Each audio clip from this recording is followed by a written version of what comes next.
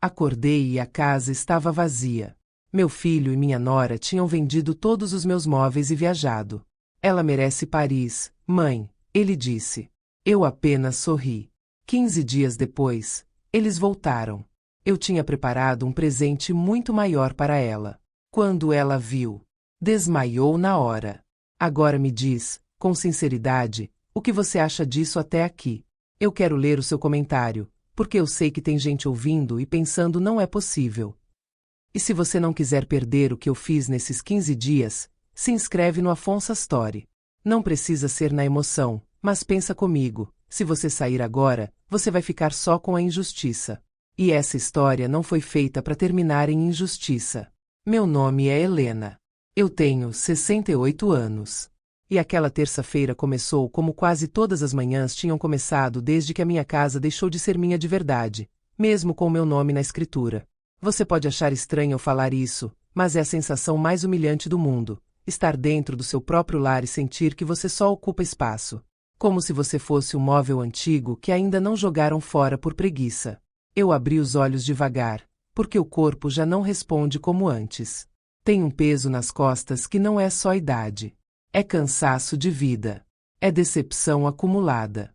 A luz do sol entrava por uma fresta da cortina do meu quarto, aquela mesma cortina simples que eu mantive porque era a última coisa que ninguém tinha mexido. O meu quarto era o único lugar onde eu ainda reconhecia alguma coisa. O resto da casa já tinha virado palco de outra pessoa, com as regras de outra pessoa, com a energia de outra pessoa. Eu fiquei alguns segundos parada, ouvindo. Não ouvi nada. Nem cafeteira, nem televisão, nem passos, nem aquele perfume adocicado que minha nora parecia despejar no ar todo santo dia como se quisesse marcar território. Nada. Só um silêncio frio. Um silêncio que não era paz. Era aviso. Eu me levantei com cuidado, coloquei minhas pantufas gastas e caminhei até a porta do quarto. Eu abri devagar, como quem abre a porta de um lugar que pode ter virado estranho durante a noite. O corredor estava escuro. E eu senti um arrepio, porque o corredor da minha casa nunca foi escuro. Era claro, era vivo, tinha barulho de gente, tinha bagunça de rotina. A falta disso me fez engolir seco. Eu chamei o nome do meu filho, Marcelo. Eu falei baixo no começo, como se eu não quisesse incomodar. Olha que coisa doida, eu com medo de incomodar dentro da minha própria casa. Depois eu chamei a Valentina. A voz ecoou e voltou para mim vazia, sem resposta. Eu dei mais 2 passos, mais 3, e meu coração começou a bater de um jeito errado. Eu cheguei na sala. E foi ali que eu entendi o que é ter o chão arrancado debaixo dos seus pés sem ninguém tocar em você. A sala estava completamente vazia. Completamente. Não era arrumada. Não era organizada. Era vazia. Não tinha sofá. Não tinha poltrona. Não tinha mesa. Não tinha tapete. Não tinha estante. Não tinha quadro. Não tinha nada. A parede parecia maior, mais triste, mais nua. O eco da minha respiração parecia grito. Por alguns segundos, eu não consegui mexer as pernas. Eu fiquei ali, olhando, tentando forçar o meu cérebro a dizer que eu estava sonhando, que eu tinha entrado na casa errada, que eu tinha perdido a memória. Mas eu conhecia aquelas marcas no piso. Eu conhecia aquele pequeno risco no rodapé. Eu conhecia cada canto porque eu passei décadas limpando, cuidando, construindo tudo aquilo. Eu andei até o lugar onde ficava a estante de jacarandá que era da minha avó. Eu juro que eu senti falta do peso dela no ambiente, como se a ausência tivesse som. Eu olhei para o chão e vi marcas claras, retângulos de poeira diferente, como se o tempo tivesse sido arrancado dali na força. A estante sumiu. Os livros sumiram. As fotos sumiram. As lembranças sumiram. Eu fui para a cozinha. A cozinha estava vazia também. A mesa onde meu filho fez lição de casa, onde ele derrubou leite, onde ele pediu desculpas chorando quando mentiu pela primeira vez, onde eu cortei bolo de aniversário, onde eu segurei a mão do meu marido quando ele me contou que estava com dor no peito. A mesa sumiu. As cadeiras sumiram. O armário sumiu. O escorredor sumiu. Até o pano de prato que eu tinha bordado com as minhas mãos, há anos, sumiu. Eu senti meu peito apertar. Não era drama. Era físico. Era como se alguém tivesse colocado um cinto por dentro de mim e apertado. Eu fui para a sala de jantar, porque eu precisava acreditar que pelo menos ali teria alguma coisa. Mas a sala de jantar era só espaço e eco. O aparador de mogno que passou por gerações tinha ido embora. A cristaleira com as taças do meu casamento, que eu guardava como quem guarda um pedaço de uma promessa, tinha ido embora. As cortinas que eu mesma costurei, ponto por ponto, tinham ido embora. Eu não sei explicar direito, mas naquele momento eu senti uma raiva tão quente e tão fria ao mesmo tempo que parecia impossível. Eu tremia. Eu tremia de verdade. E eu precisei apoiar a mão na parede, porque minhas pernas ficaram moles. Eu pensei, eu vou cair aqui no meio desse nada. E talvez fosse isso que eles queriam, que eu caísse. E então eu vi. No parapeito de uma janela, bem onde a luz batia, tinha um papel dobrado. Como se fosse uma migalha jogada para um cachorro. Como se fosse um depois a gente vê isso. Eu caminhei até lá. Minhas mãos tremiam tanto que eu quase rasguei o papel quando abri. Era a letra do Marcelo. Meu filho. Meu único filho. Ele escreveu como quem escreve uma coisa simples, como quem escreve um recado de geladeira. Mãe, a gente precisava do dinheiro. A Valentina sempre sonhou em conhecer Paris. Ela merece. Vendemos os móveis. Não se preocupa, era coisa velha mesmo.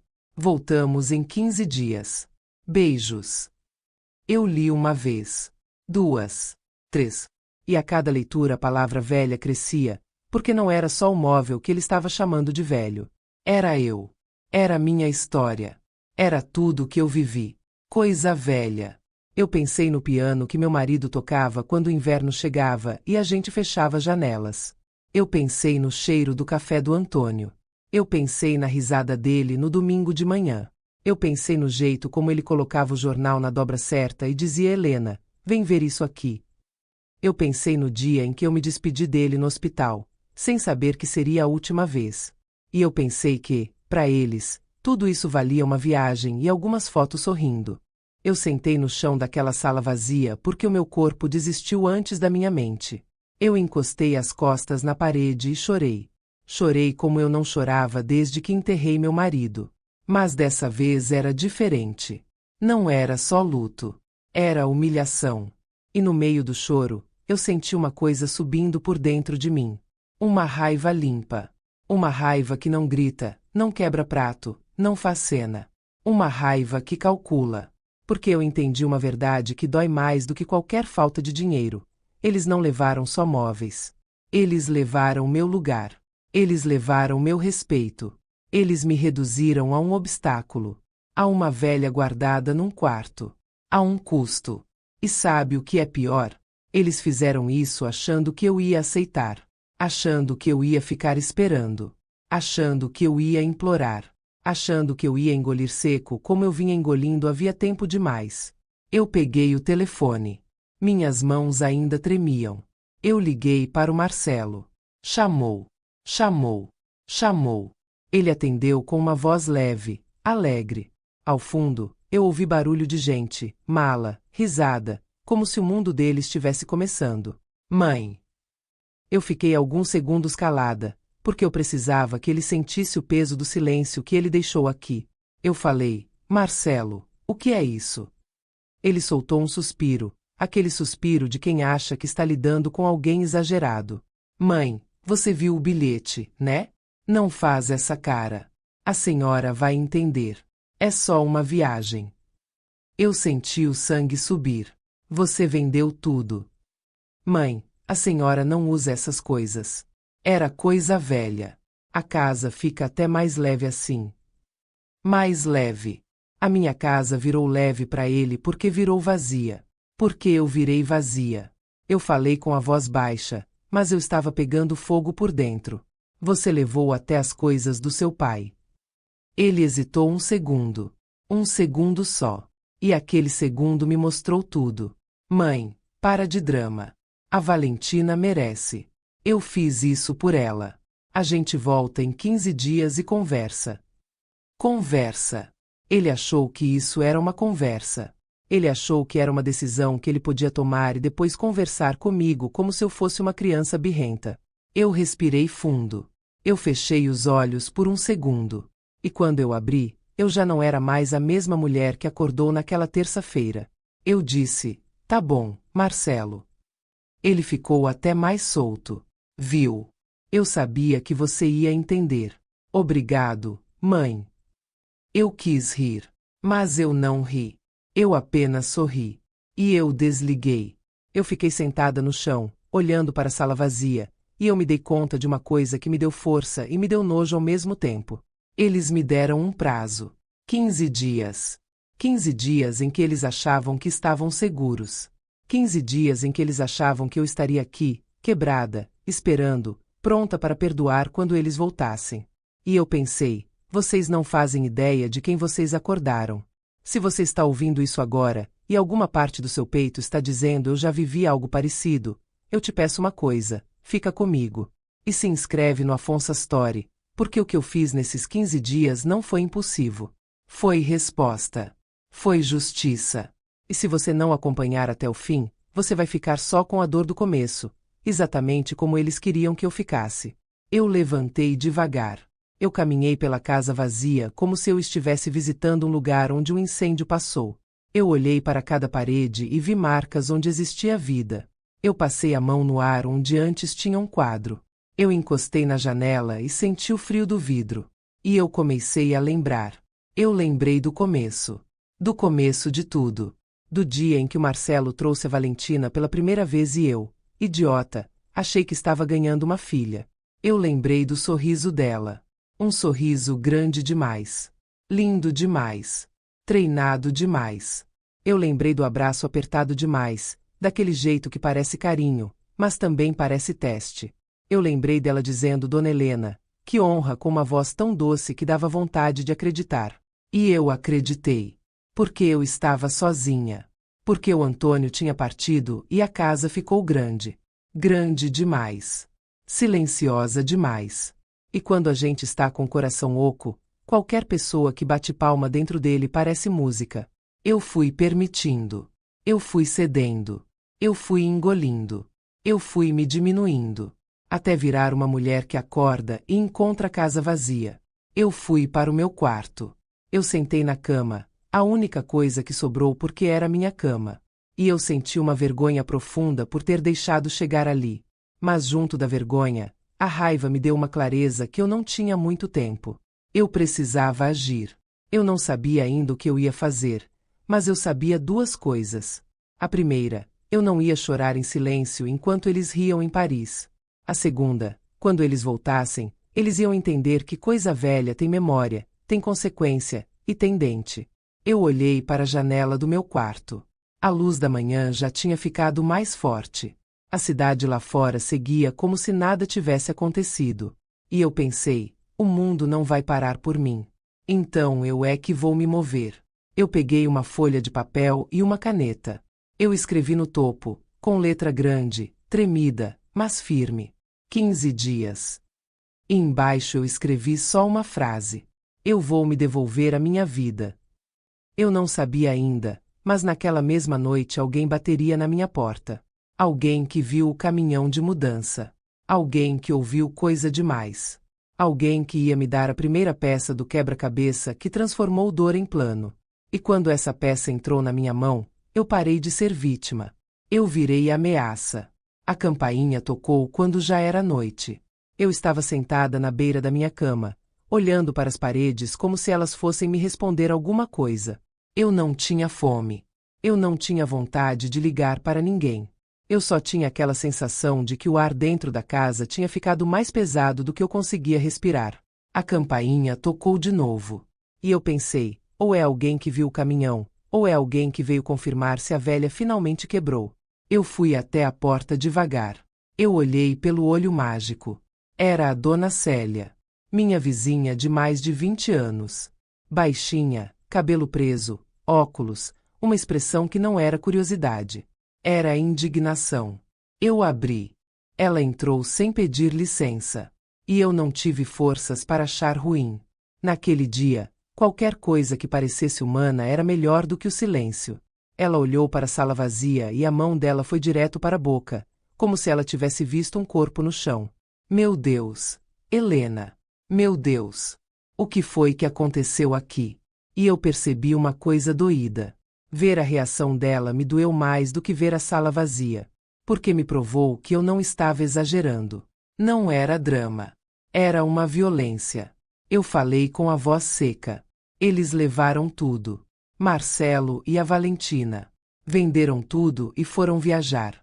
Dona Célia regalou os olhos, como se o nome do meu filho fosse um insulto. Venderam. Venderam. Eu encontrei um bilhete. Ele disse que era coisa velha. Que ela merece Paris. Eu juro que a Dona Célia ficou vermelha. Vermelha de raiva. E eu senti uma coisa esquisita, quase vergonha, por ela sentir mais raiva do que eu parecia sentir naquele momento. Só que eu não estava sem raiva. Eu estava passando daquela fase do choque para a fase do aço. Ela colocou uma marmita na minha mão. Nem que seja 2 colheradas. Você precisa estar em pé, Helena. Porque se você cair, eles vencem. Olha isso. Olha o que ela falou. Se você cair, eles vencem. Eu comi sem sentir gosto. Só para calar aquela fraqueza que já queria me derrubar. Eu comi como quem toma remédio amargo.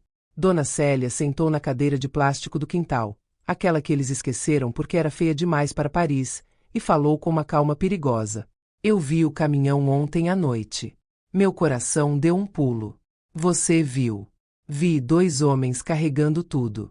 E eu vi a Valentina dando ordem como se fosse dona da rua. Sorrindo. Sorrindo como quem está fazendo uma mudança feliz, não roubando uma vida.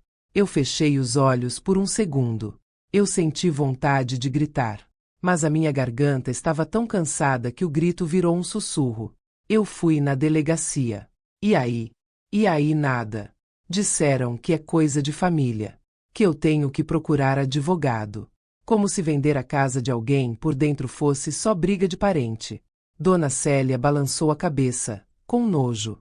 Família é o nome que muita gente usa para esconder crime, Helena. Desculpa eu falar assim, mas é. Eu olhei para ela. E eu vi que ela estava falando do meu filho. Do meu sangue.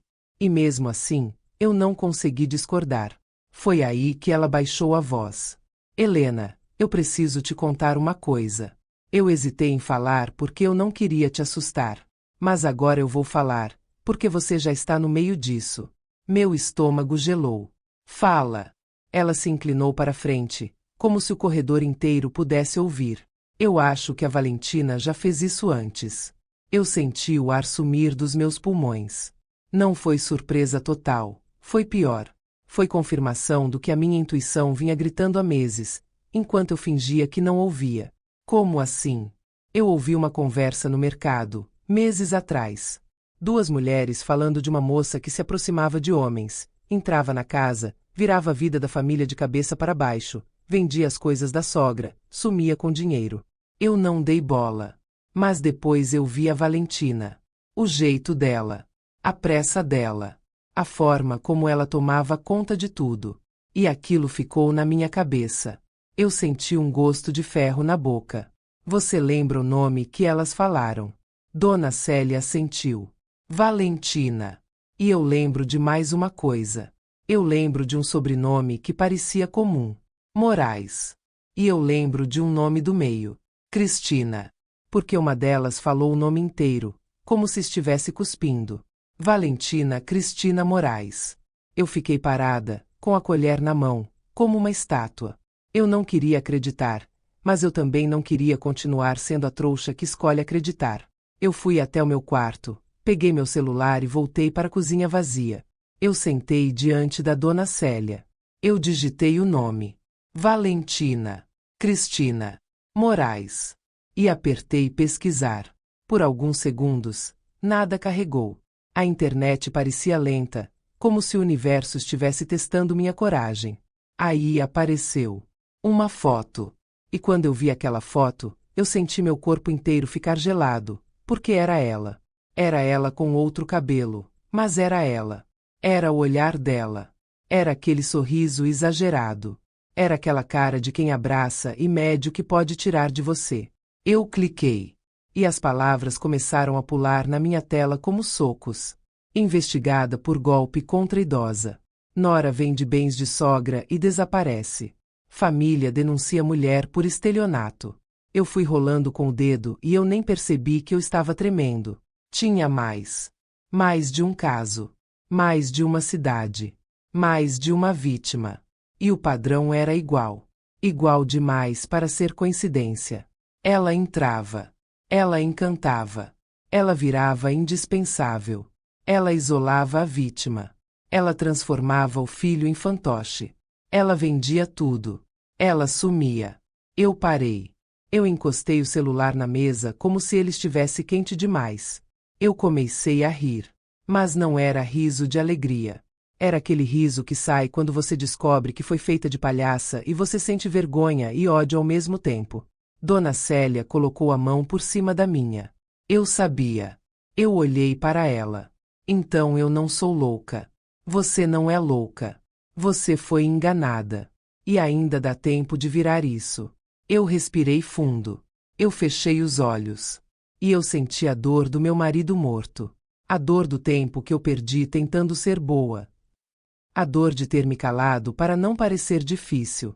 Tudo isso se juntou e virou uma coisa só dentro de mim. Uma decisão. Eu abri os olhos e falei, como se eu estivesse falando com alguém que precisava ouvir uma sentença. Eu tenho 15 dias. Dona Célia assentiu. E você vai usar cada um. Eu levantei e comecei a andar pela casa vazia. Não como vítima. Como alguém que estava medindo um campo de batalha. Eu passei pela sala e pensei no sofá. Pensei no piano. Pensei na cristaleira. Pensei na estante da minha avó. E eu pensei uma coisa feia, mas verdadeira. Ele não levou só móveis. Ele levou provas. Só que eles esqueceram que eu também tinha provas. Porque eu sou velha, mas eu não sou burra. Eu fui até uma gaveta do meu criado mudo. Eu puxei um caderno. Um caderno simples, capa azul, folhas amareladas. Eu tinha começado a escrever ali meses atrás, quando os pedidos de dinheiro pararam de parecer pedido e começaram a parecer obrigação. Data. Valor. Motivo. Quem pediu. O que prometeu. Eu abri na página certa e mostrei para Dona Célia. Eu anotei tudo. Ela pegou o caderno com cuidado, como se fosse uma arma. Isso aqui é ouro. Isso aqui é o começo. Eu senti um orgulho amargo. Porque eu não queria ter precisado disso. Eu queria ter um filho, não um devedor.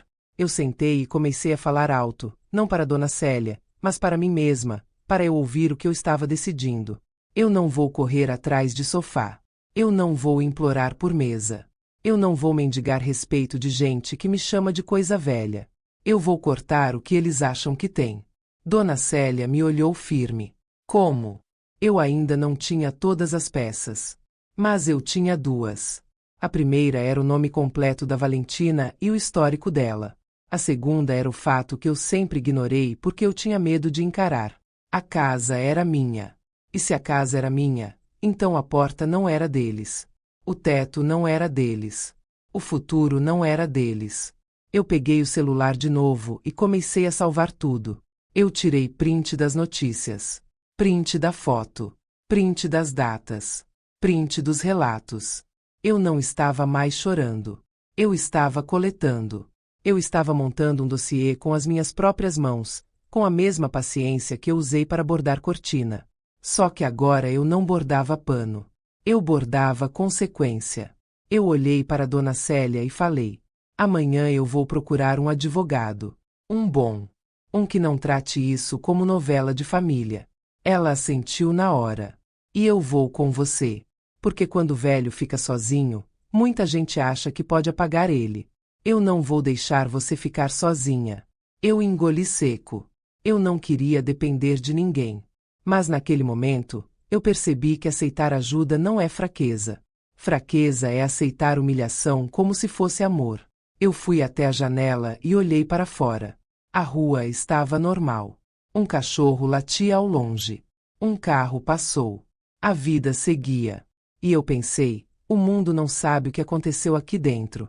O mundo não sabe o que é acordar e descobrir que sua vida foi vendida como mobília usada.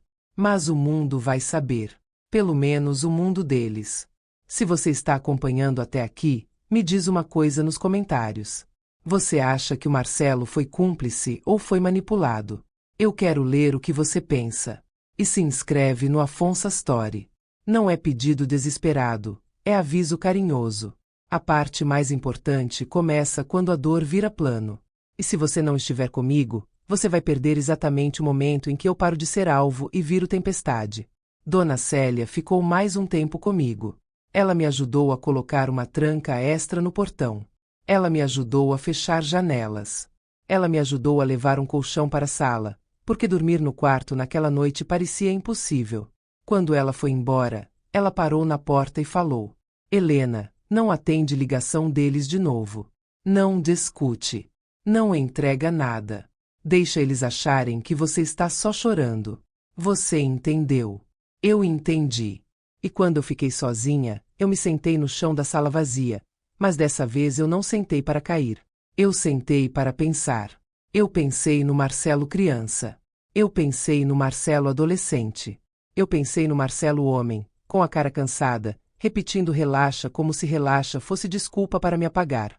E eu senti uma dor funda. Uma dor de mãe.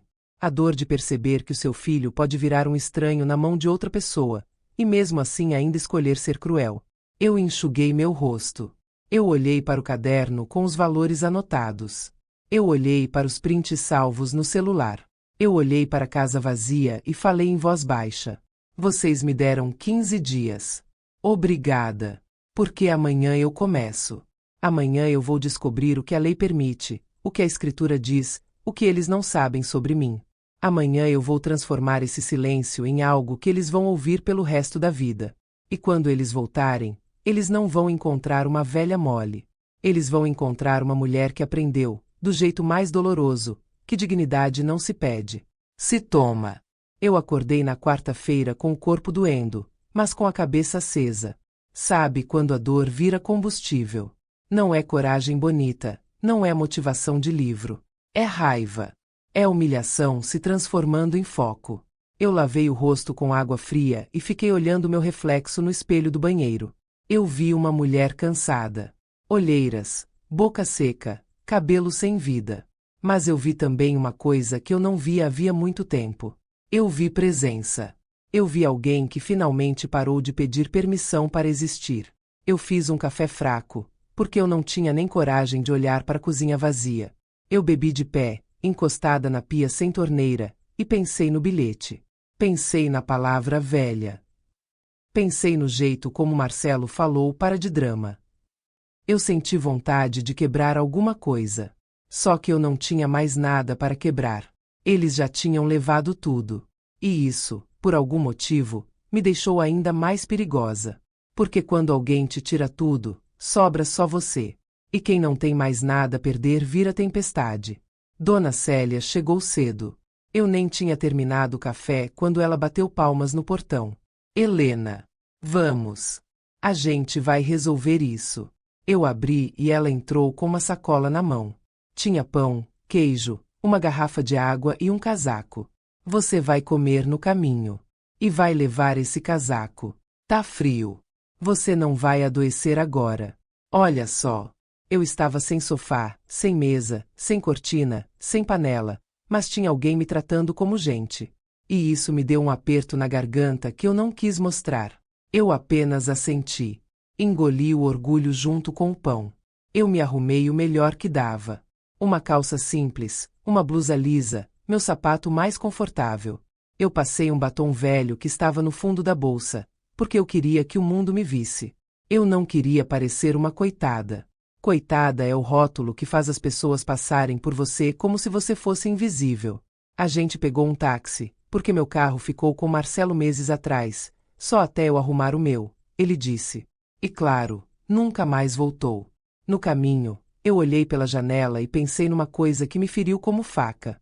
Eu podia estar indo ao médico, indo visitar uma amiga, indo ao mercado, vivendo uma velhice tranquila.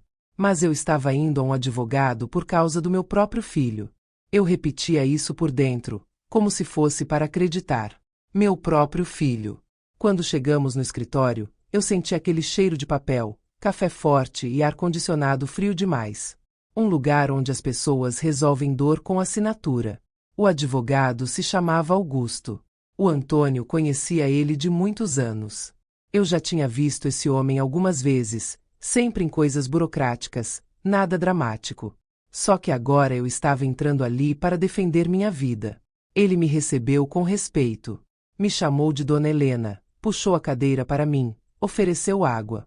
Isso parece pequeno, mas quando você passou meses sendo tratada como estorvo dentro da sua própria casa, respeito vira coisa rara. E coisa rara vira ouro. Eu falei tudo. Do começo ao fim.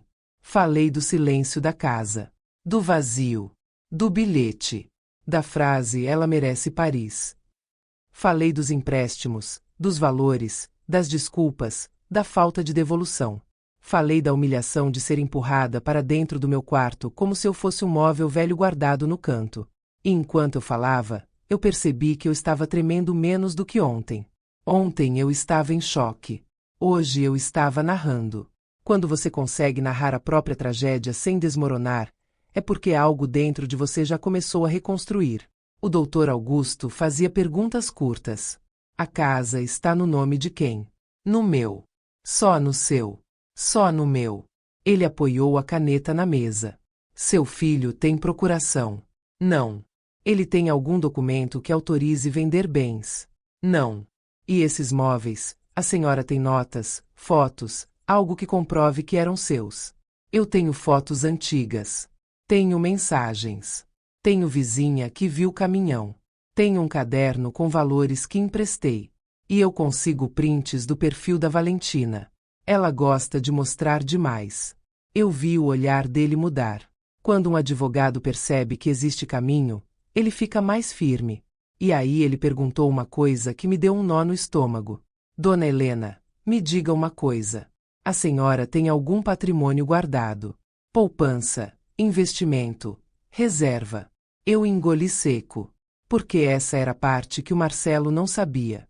O Antônio não quis que ele soubesse. E agora eu entendi o motivo. Eu tenho uma reserva. O Antônio deixou para mim. Em meu nome. Quanto? Eu respirei fundo e falei. Em palavras, do jeito que eu consigo dizer sem tropeçar. 420 mil reais. Dona Célia arregalou os olhos do meu lado. Ela não sabia desse detalhe. Nem ela. E eu vi o orgulho do Antônio naquela decisão. Ele me protegeu até depois de morto.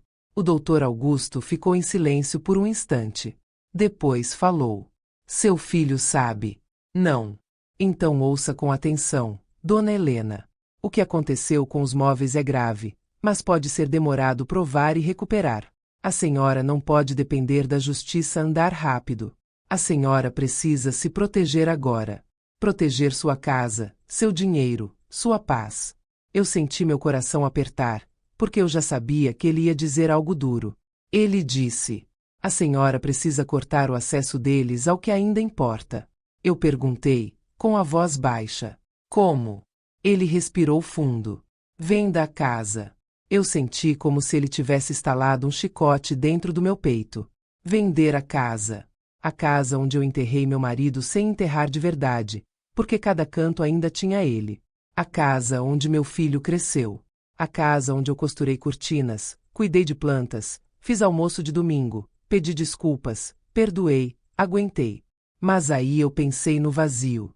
Pensei nas marcas no chão. Pensei na palavra velha. E percebi uma coisa horrível. Aquela casa já não era minha casa. Eles já tinham tirado a alma de lá. Só tinha restado a casca, e a casca era exatamente o que eles queriam usar para continuar me sugando. O Dr. Augusto continuou. Se a senhora vender agora, antes deles voltarem, a senhora muda as regras do jogo. A casa é sua. A senhora pode vender legalmente.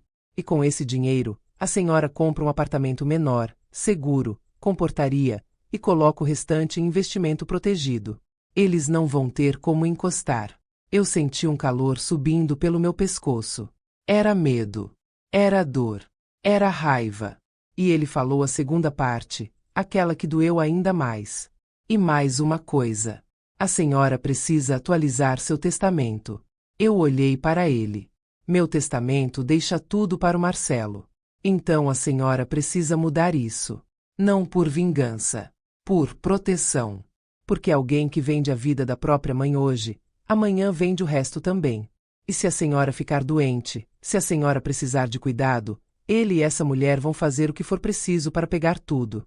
Eu quis dizer que ele era meu filho. Eu quis defender uma lembrança antiga do Marcelo criança, quando ele corria pela sala e ria.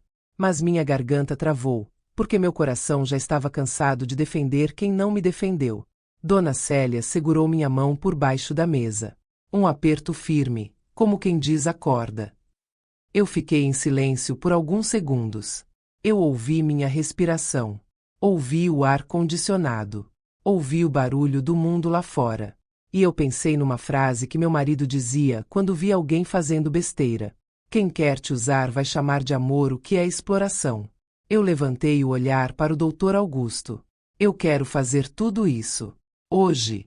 Ele assentiu. Então vamos começar. E foi ali que eu senti algo que parecia poder. Um poder que eu tinha esquecido que existia. Não o poder de gritar. O poder de agir. Ele abriu uma pasta. Começou a organizar. Pediu para eu mandar fotos, mensagens, tudo que eu tivesse. Pediu para eu trazer a escritura da casa. Pediu o caderno com anotações. Pediu para eu não atender ligações do Marcelo e da Valentina, e se eu atendesse por acidente, não discutir. Só guardar. Cada palavra deles podia virar prova. A dona Célia ficou ao meu lado o tempo todo, como uma testemunha viva do que tentaram fazer comigo. Saímos do escritório com um plano nas mãos. Eu olhei para o céu e senti o ar entrar mais fundo no peito. Não porque eu estava feliz. Eu não estava. Eu estava destruída por dentro. Mas agora eu tinha direção. E direção muda tudo. No táxi de volta, eu olhei para Dona Célia e falei: eu estou com medo. Ela não fez drama. Só respondeu: com medo a gente vai, Helena. O medo não manda mais em você. Eu cheguei na casa vazia e senti uma coisa diferente. Não era paz. Era frieza. A casa parecia um cenário, um lugar que eu já estava deixando para trás. E eu não senti culpa. Senti luto. Luto do que eu achei que tinha. Uma família. Um filho que me respeitava. Eu fui até meu quarto e peguei uma pasta antiga de documentos. Eu abri a gaveta onde eu guardava as coisas importantes. Escritura, contas, papéis do inventário do Antônio. E enquanto eu separava, minhas mãos tremiam, mas minha cabeça repetia: eles me deram 15 dias. 15 dias. Eu vou usar cada um. Antes de dormir, eu abri o celular e fui olhar as redes sociais da Valentina. Eu queria ver se ela estava postando. E ela estava. Foto sorrindo. Torre Eiffel. Taça levantada. Texto falando de sonho realizado. Eu senti nojo. Nojo mesmo. Porque era um sonho pago com a minha humilhação. Eu salvei tudo. Print por print. Data por data. Eu nem piscava direito. Era como se eu estivesse coletando pedra por pedra para construir uma parede que eles não iam atravessar. E eu vou te dizer uma coisa agora, olhando para você que está ouvindo. Tem gente que some quando a história fica feia. Tem gente que desiste bem na hora em que a verdade começa a aparecer. Então se inscreve no Afonso Story agora, porque o que vem a seguir é exatamente a parte que muda tudo. É quando eu pego a vergonha que eu senti e transformo em movimento. Se você sair antes, você vai achar que eu só chorei numa casa vazia. E eu não chorei só isso. Eu planejei. Naquela noite eu deitei na cama e fiquei encarando o teto. Eu pensei no Antônio. Pensei no que ele diria se estivesse vivo. Eu ouvi a voz dele na minha cabeça, como se ele estivesse sentado ao lado da cama. Helena, se proteja. Você não tem que provar amor para ninguém que te machuca. Eu senti lágrimas, mas não deixei cair. Eu não queria dar ao meu corpo a sensação de derrota. Eu dormi pouco. Acordei no meio da madrugada com o coração acelerado. E a primeira coisa que veio na minha cabeça foi uma imagem. O Marcelo voltando da viagem, entrando pela porta, com aquela cara de quem fez besteira e acha que um abraço resolve. A Valentina atrás dele, segura, arrogante, achando que a casa ainda era dela. Eu pensei nisso e uma frase saiu da minha boca no escuro. Vocês vão voltar e não vão encontrar nada do que vocês acham que é de vocês. Eu levantei antes do sol. Peguei o telefone e mandei mensagem para o Dr. Augusto confirmando.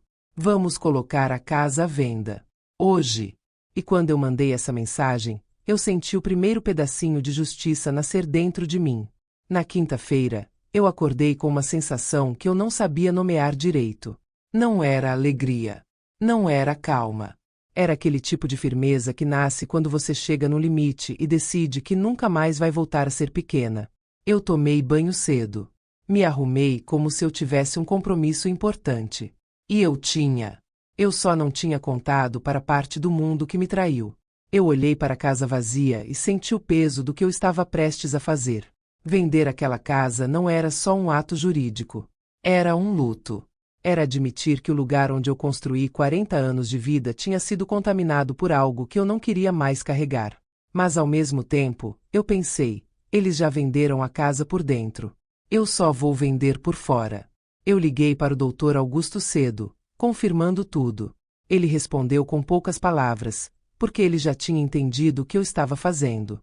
E gente séria não faz teatro. Logo depois, chegou o corretor que ele indicou. Um homem educado, sério, daqueles que não ficam fazendo pergunta íntima. Ele entrou, olhou os cômodos vazios e ficou com uma expressão de espanto contido, como se ele estivesse tentando não demonstrar. Eu percebi uma coisa cruel naquele momento. Casa vazia parece casa abandonada. E casa abandonada faz as pessoas pensarem que você não vale mais nada. Eu senti uma raiva quieta, porque eu não era abandonada. Eu fui saqueada. O corretor me perguntou: a senhora quer vender rápido ou quer vender pelo valor máximo? Eu respondi sem hesitar: rápido. Ele levantou as sobrancelhas. Rápido mesmo. Rápido. Antes deles voltarem. Eu não falei isso em voz alta, mas eu pensei com tanta força que parecia que a casa inteira escutou. Ele fez a avaliação ali mesmo. Andou com o celular na mão, anotando medidas, olhando fachada, falando sobre bairro, valorização, oferta, demanda, essas palavras que parecem frias, mas que naquele dia eram armas na minha mão. Ele terminou e me disse um número: 890 mil reais. Eu senti o ar sair do meu peito. Não por alegria, por choque. Porque eu nunca parei para imaginar quanto valia tudo aquilo. Eu parei para viver ali. Eu parei para cuidar. Eu parei para sobreviver. E eu disse: coloca um preço que venda rápido. Ele me explicou as opções, falou sobre anunciar um pouco abaixo para atrair proposta. Falou de comprar à vista, de financiamento, de visitas. Eu ouvi tudo com a cabeça gelada. Eu assinei a autorização para anúncio. E quando eu assinei, minha mão tremeu um pouco. Não por medo do futuro. Por tristeza do passado. Eu olhei para a sala vazia e lembrei do meu marido rindo na poltrona. Lembrei do Marcelo correndo com carrinho. Lembrei de aniversário, de Natal, de domingo de almoço. E eu senti uma dor funda, porque era como se eu estivesse fechando um livro que eu ainda queria ler. Só que esse livro já tinha sido rasgado por outras mãos. Dona Célia estava comigo. Ela observava tudo com aquele olhar de quem não tem paciência para a injustiça. Quando o corretor saiu, ela falou baixo: você fez certo. Eu respirei fundo e respondi: eu fiz o que eu precisei fazer para continuar existindo. Naquele mesmo dia, eu comecei a fazer algo que eu devia ter feito anos antes. Eu comecei a separar o que era meu de verdade. Não coisas físicas, porque eu não tinha mais quase nada. Eu separei documentos, registros, fotos antigas, papéis do inventário do Antônio, comprovantes, cartas. Eu separei minha história. Eu sentei no chão do quarto com uma pasta na minha frente e outra do lado. Uma para o que eu precisava vender. Outra para o que eu precisava proteger. E enquanto eu fazia isso, eu senti uma raiva tão grande que me deu vontade de bater a cabeça na parede só para ver se eu acordava em outra vida. Mas eu não bati. Eu respirei. Porque eu entendi que a minha raiva não podia virar descontrole. Minha raiva tinha que virar estratégia. Eu abri o caderno onde eu anotava os valores dos empréstimos. Eu li linha por linha como se eu estivesse lendo uma sentença. 5 mil, 10 mil, 15 mil, 3 mil. E o total ali escrito com a minha própria letra, parecia gritar.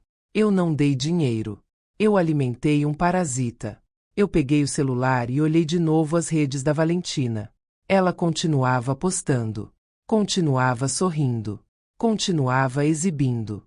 Cada foto dela parecia um tapa na minha cara. E eu fiz mais prints. Eu salvei tudo de um jeito organizado. Data. Legenda. Local. Imagem. Eu fiz isso com uma frieza que me assustou. Porque a Helena de antes não conseguiria. A Helena de antes se sentia culpada até por desconfiar. Agora eu não sentia culpa. Eu sentia nojo. No fim da tarde, o corretor me mandou mensagem dizendo que já tinha agendado 2 visitas para o dia seguinte. 2. Minha casa vazia ia virar um produto na mão de estranhos. Eu fechei os olhos e segurei as lágrimas. Não porque eu estava tentando ser forte para o mundo. Eu estava tentando ser forte para mim mesma. Porque eu sabia que isso ia doer, e eu não podia desistir no meio. Eu não dormi direito naquela noite. Eu ficava imaginando Marcelo andando em Paris, comprando coisa cara, falando meu nome como se eu fosse um detalhe, como se eu fosse uma carteira. Eu lembrava da frase: ela merece Paris. E eu respondia mentalmente: e eu mereço respeito. No dia seguinte, as visitas aconteceram. Eu fiquei em casa, porque eu queria olhar nos olhos de quem pisaria naquele chão. Eu queria sentir se aquela casa ainda tinha alguma coisa de mim, ou se ela já tinha virado só cimento e parede. As pessoas que visitaram eram educadas. Uma família, um casal. Olharam os cômodos, fizeram perguntas. E a cada pergunta eu sentia uma dor escondida. Porque eu sabia o que existia ali. Eu sabia o que foi arrancado dali. E ninguém ali tinha culpa, mas eu ainda assim sentia aquela raiva velha subir. Depois que foram embora, Dona Célia me olhou. Você está bem? Eu quase ri. Bem não. Eu estou acordada. Aquela frase saiu sem eu planejar. E quando saiu, eu percebi que era verdade. Eu passei muito tempo dormindo de olhos abertos. Muito tempo deixando Marcelo e a Valentina definirem o que eu merecia. Agora eu estava acordada. Eu quero que você guarde isso, porque é aqui que a história muda de verdade. Tem gente que ouve só o começo, sente a injustiça e vai embora. Mas se você for embora agora, você vai perder a parte em que eu transformo tudo. Então se inscreve no Afonso Story, não como favor, mas como escolha inteligente. Porque o que eu fiz a seguir foi o tipo de virada que muita gente só imagina e nunca tem coragem de fazer. No sábado, o corretor me ligou. Ele estava animado. Dona Helena, temos proposta. Meu coração bateu forte. Quanto? Ele falou. 890 mil. À vista. Eu segurei o telefone com força. Eu senti uma coisa estranha. Uma mistura de alívio e luto. Alívio porque o plano estava andando. Luto porque era oficial. Eu estava saindo daquela vida. Eu respondi. Aceito. O corretor perguntou se eu tinha certeza. Eu falei com uma calma que eu não sabia que tinha. Eu tenho. Quando eu desliguei, eu fiquei alguns segundos parada. O mundo continuou. O relógio continuou. Mas dentro de mim, algo tinha virado chave. Eles voltariam em 15 dias esperando encontrar uma casa onde eles ainda pudessem mandar. E eu acabei de vender o chão onde eles achavam que iam pisar. Eu sentei na cama e senti uma dor profunda. Porque eu não estava vendendo só uma casa. Eu estava vendendo a última ilusão de que eu ainda tinha uma família funcionando. Eu pensei no Antônio de novo.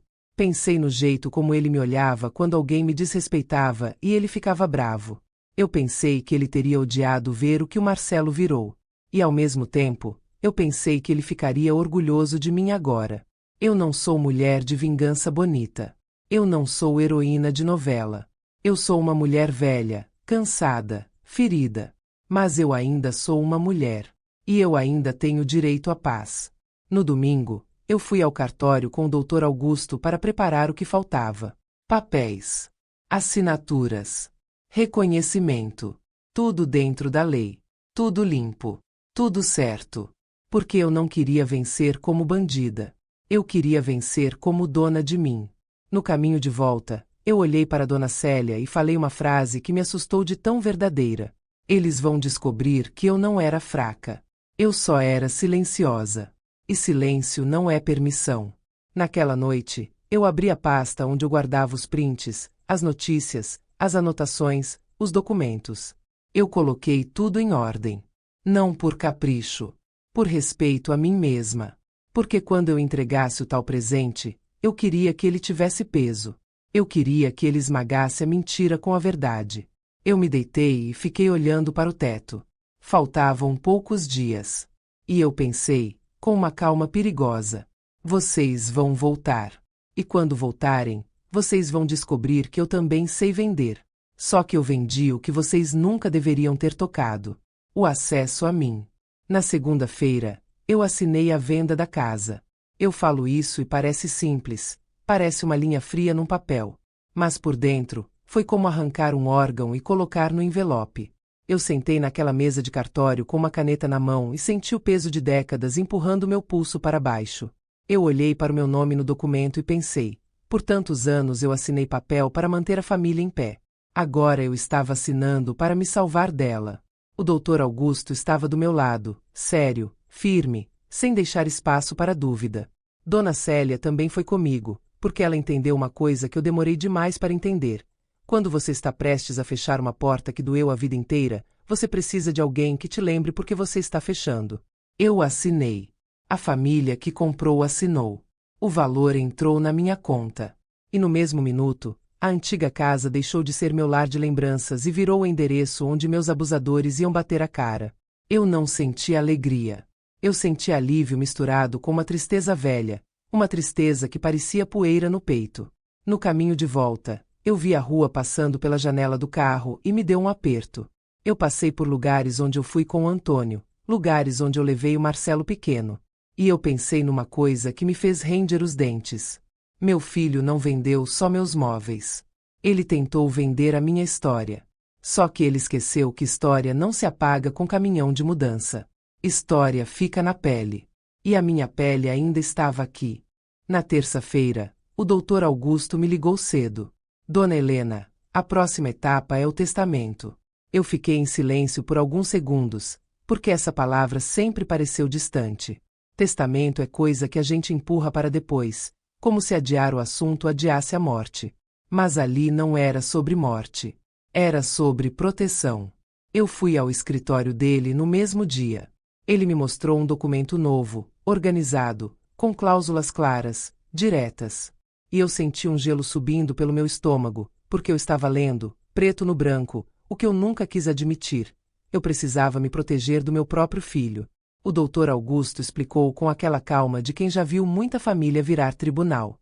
Dona Helena, a senhora tem o direito de decidir o destino do que é seu.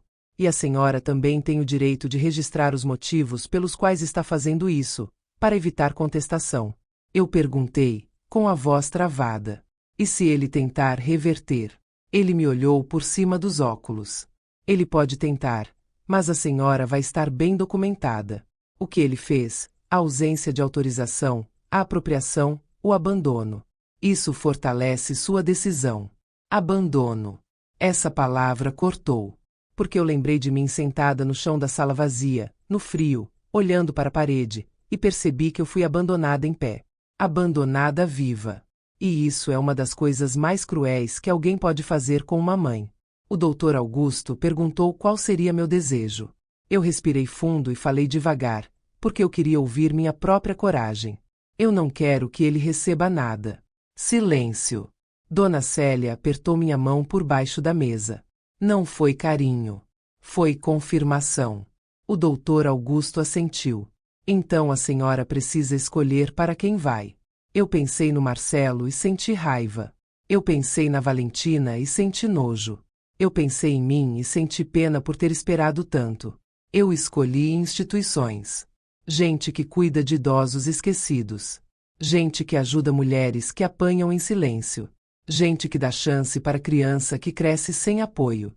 Eu escolhi porque eu queria que meu dinheiro não alimentasse mais mentira. Eu queria que ele virasse cuidado. E então o Dr. Augusto fez uma pergunta que me fez engolir seco de novo. Seu filho sabe da reserva que seu marido deixou. Eu olhei para Dona Célia, depois para o advogado. Não. Eu nunca contei. O Antônio pediu para eu não contar. Ele disse que era para eu ter segurança. Ele disse que, se um dia eu precisasse recomeçar, eu teria como. Eu senti um nó na garganta ao falar isso, porque eu ouvi a voz do Antônio dentro de mim, como se ele estivesse dizendo agora: eu te avisei. O doutor Augusto pediu detalhes. Eu respondi do jeito mais simples possível, porque eu não queria transformar aquilo em um troféu. Era uma quantia guardada. Em meu nome. Só minha. Ele disse que isso era importante, porque dinheiro escondido é o tipo de coisa que atrai gente ruim como o cheiro atrai inseto. Ele falou que eu precisava blindar o que era meu, separar contas, organizar investimentos, criar camadas de proteção. Ele falou isso como estratégia, mas eu ouvi como sobrevivência. Eu assinei o testamento. E eu juro, eu senti minha mão pesar menos depois. Como se eu tivesse tirado um grilhão invisível do tornozelo. Naquela mesma semana, eu comprei um apartamento. Pequeno. 2 quartos. Portaria. Câmeras. Interfone. Vista para uma praça com árvore. Um lugar onde ninguém entra sem ser anunciado. Um lugar onde eu não vou acordar com um caminhão levando minha vida embora. Eu visitei alguns. E eu fiquei observando a mim mesma, porque eu não reconhecia aquela mulher. Eu estava escolhendo sofá, mesa, cortina, como se eu fosse uma pessoa que merece conforto. E eu pensei, com raiva e vergonha ao mesmo tempo, eu sempre mereci. Eu só esqueci disso. Dona Célia foi comigo em tudo. Ela fazia cara para uma cadeira e eu já entendia. Ela ria quando eu ficava indecisa e dizia que eu estava reaprendendo a ter gosto próprio. Gosto próprio. Olha que coisa triste. Eu precisei ser traída para lembrar que eu sou alguém além de mãe de alguém. Eu comprei móveis novos. Simples, mas bons. Um sofá claro, uma mesa pequena, um armário para livros, uma cama confortável. Eu escolhi cada coisa com uma calma que parecia vingança. Não uma vingança barulhenta. Uma vingança silenciosa. A vingança de existir de novo. Enquanto isso, eu continuava guardando provas. Eu abria o celular e via Valentina postando a vida perfeita dela. Ela sorrindo em restaurante caro, ela com sacolas, ela com legenda falando de sonho, de merecimento, de sacrifício. Sacrifício. Eu mordia a parte de dentro da boca para não gritar. E eu salvava. Eu salvava cada foto, cada texto, cada data. Porque gente assim se enforca sozinha na própria vaidade. Eles acham que postar é vitória. Eles não entendem que postar também é confissão. O doutor Augusto montou uma pasta com tudo que eu levei. O caderno das dívidas, as notícias antigas dela, as capturas das redes, a escritura da casa vendida, o Novo Testamento. Ele disse que eu precisava de uma notificação extrajudicial exigindo a devolução do dinheiro que eles fizeram vendendo meus bens. Eu ouvi aquilo e uma parte de mim queria rir. Porque eu já sabia. Eles não iam devolver. Eles iam dizer que gastaram. Eles iam dizer que eu era cruel. Eles iam dizer que eu estava exagerando. Eles iam dizer tudo, menos a verdade. A verdade é que eles apostaram que eu não faria nada. Na sexta-feira, eu me mudei. Eu entrei no apartamento novo com a chave na mão e senti algo que eu não sentia havia muito tempo. Ar. Espaço. Silêncio bom.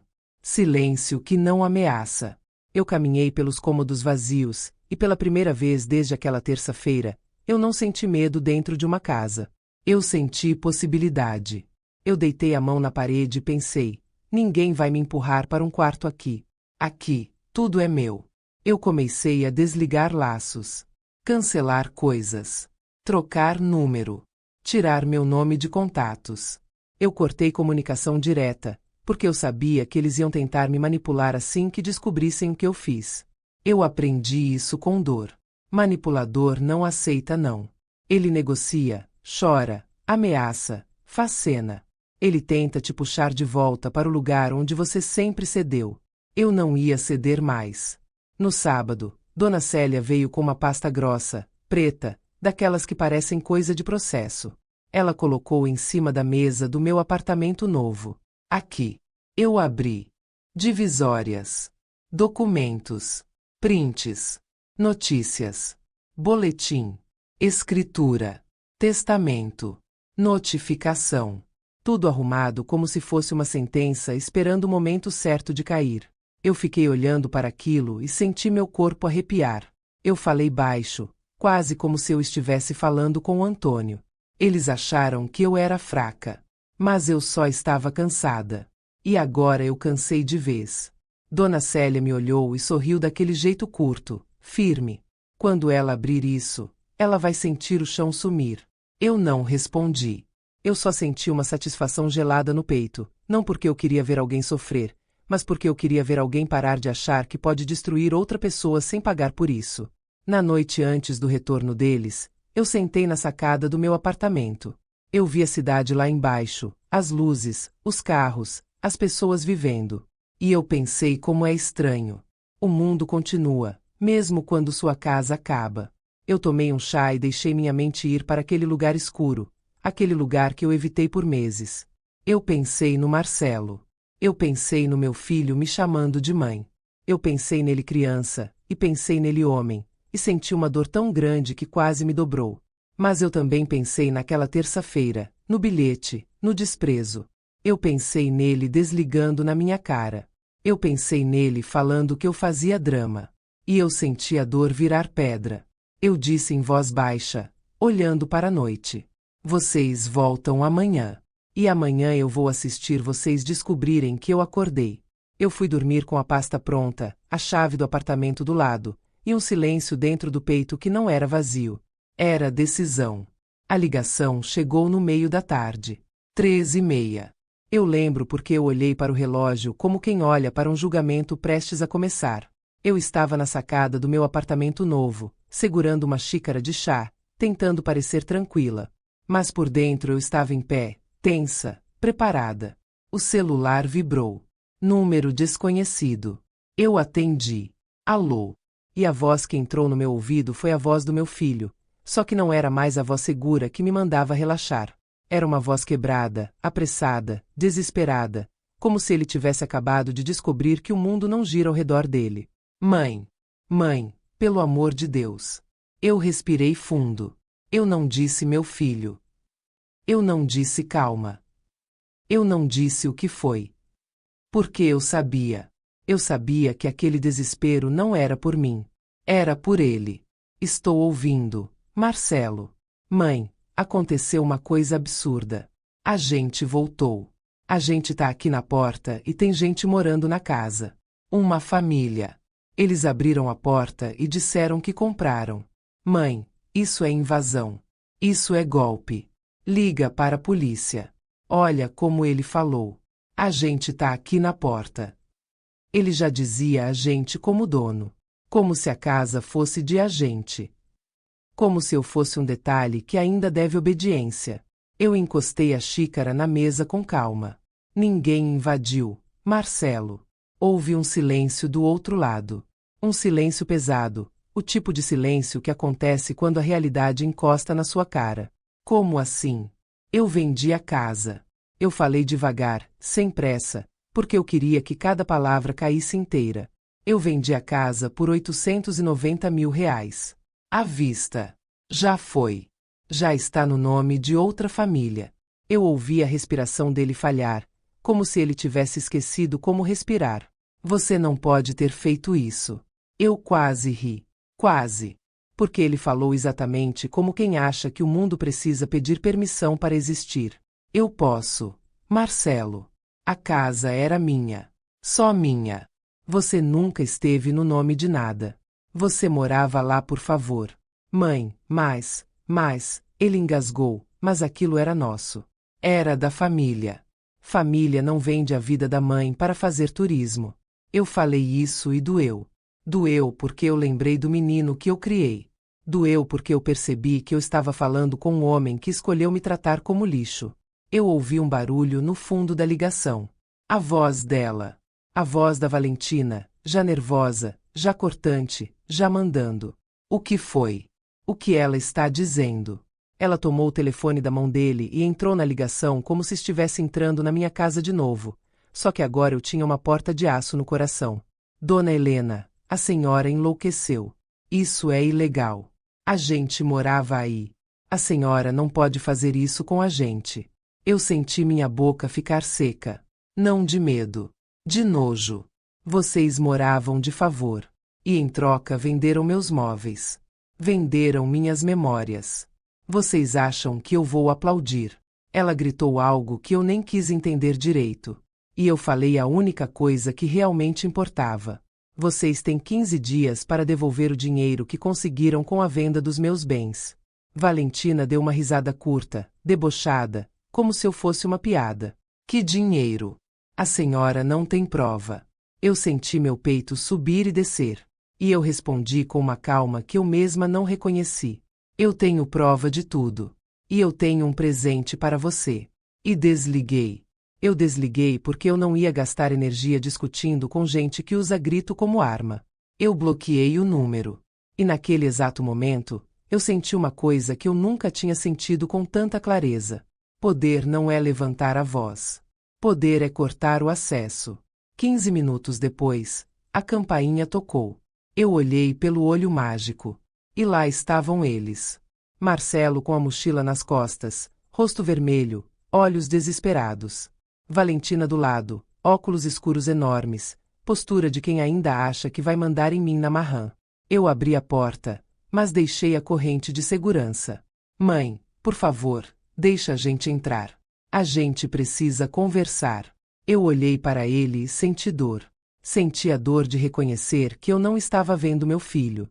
Eu estava vendo um homem que aprendeu a me usar. Não tem nada para conversar, Marcelo. Valentina se meteu na frente. Dona Helena, isso é uma vergonha. A senhora vai se arrepender. O Marcelo é seu filho. Ele tem direito. Direito. Eu repeti essa palavra por dentro como se eu estivesse provando o gosto dela. Direito é uma palavra bonita na boca de quem nunca respeitou nada. Direito de vocês é devolver o que pegaram.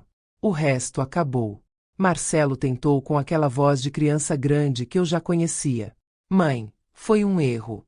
A gente errou. A gente volta atrás. A gente conversa. Só abre a porta. Eu fiquei parada. Eu quis lembrar do meu filho pequeno para sentir pena e abrir. Mas aí eu lembrei de mim sentada no chão da casa vazia. Eu lembrei da polícia dizendo que era questão de família. Eu lembrei dele desligando na minha cara. E a pena virou pedra. Vocês não vão entrar. Valentina explodiu. A voz dela subiu como faca. A senhora é uma velha amarga. Sempre foi. A senhora quer ver a gente no chão. Egoísta. Cruel. Eu sorri. E eu sorri porque eu percebi uma coisa. Quando você coloca limite, o abusador te chama de cruel. É o truque mais velho do mundo. Fazer você sentir culpa por se proteger. Eu tenho um presente para você, Valentina. Ela parou por um segundo. Marcelo também. Que presente! Eu peguei a pasta preta que estava do lado da mesa, ali, pronta, pesada, cheia de verdade. Eu passei a pasta pela abertura da porta. Marcelo pegou primeiro, confuso. O que é isso? Abre. Ele abriu. E eu vi o rosto dele mudando página por página. A cor saindo. A mão tremendo. A boca abrindo sem som. Valentina arrancou a pasta da mão dele com raiva e começou a folhear. Primeiro, ela viu as fotos de Paris. Depois, as legendas. Depois, as notícias antigas com o nome dela. Depois, as denúncias. Depois, o boletim. Depois, a notificação exigindo devolução do dinheiro. Depois, a escritura da casa com a informação de que estava vendida. E então ela chegou na parte que eu queria que ela chegasse. O testamento. Eu não precisei dizer mais nada. A verdade faz o trabalho sozinha. Ela ficou pálida. Pálida de um jeito assustador. Ela tentou falar, mas a voz não saiu direito. Isso não pode ser verdade. É verdade. Está registrado. Você achou que eu era a próxima vítima. Você errou. Ela começou a tremer. Marcelo tentou segurar nela. Valentina. Calma. Ela olhou para mim com ódio e medo juntos. Um olhar que eu conheço bem. É o olhar de quem perde o controle. E então ela desmaiou. Ela caiu ali no corredor. Sem teatro. Sem frase de efeito. O corpo simplesmente desligou como se o mundo tivesse desligado a energia dela. Marcelo gritou o nome dela. Ele se ajoelhou desesperado. Vizinhos abriram portas. Alguém falou de chamar ajuda. Eu não descrevo o resto porque não importa. O que importa é que naquele segundo eu senti algo que me chocou. Eu não corri. Eu não abri a porta. Eu não me joguei no chão para salvar a mulher que tentou me destruir. Eu fiquei ali, de pé, com a mão na corrente, respirando devagar. E o Marcelo olhou para mim, com lágrimas, implorando como se eu ainda fosse obrigada a consertar as consequências dele. Mãe, ajuda. Eu falei baixo, para ele ouvir e doer. Eu já ajudei demais, Marcelo. Agora eu me ajudo. E fechei a porta. Eu fechei com firmeza. Eu tranquei. Eu encostei as costas nela por um segundo e senti meu coração batendo forte, não de medo, mas de libertação. Eu ouvi o barulho do corredor, vozes, passos, confusão. Mas eu não abri. Eu sentei no meu sofá novo e fiquei olhando para a parede branca. Eu pensei, é isso.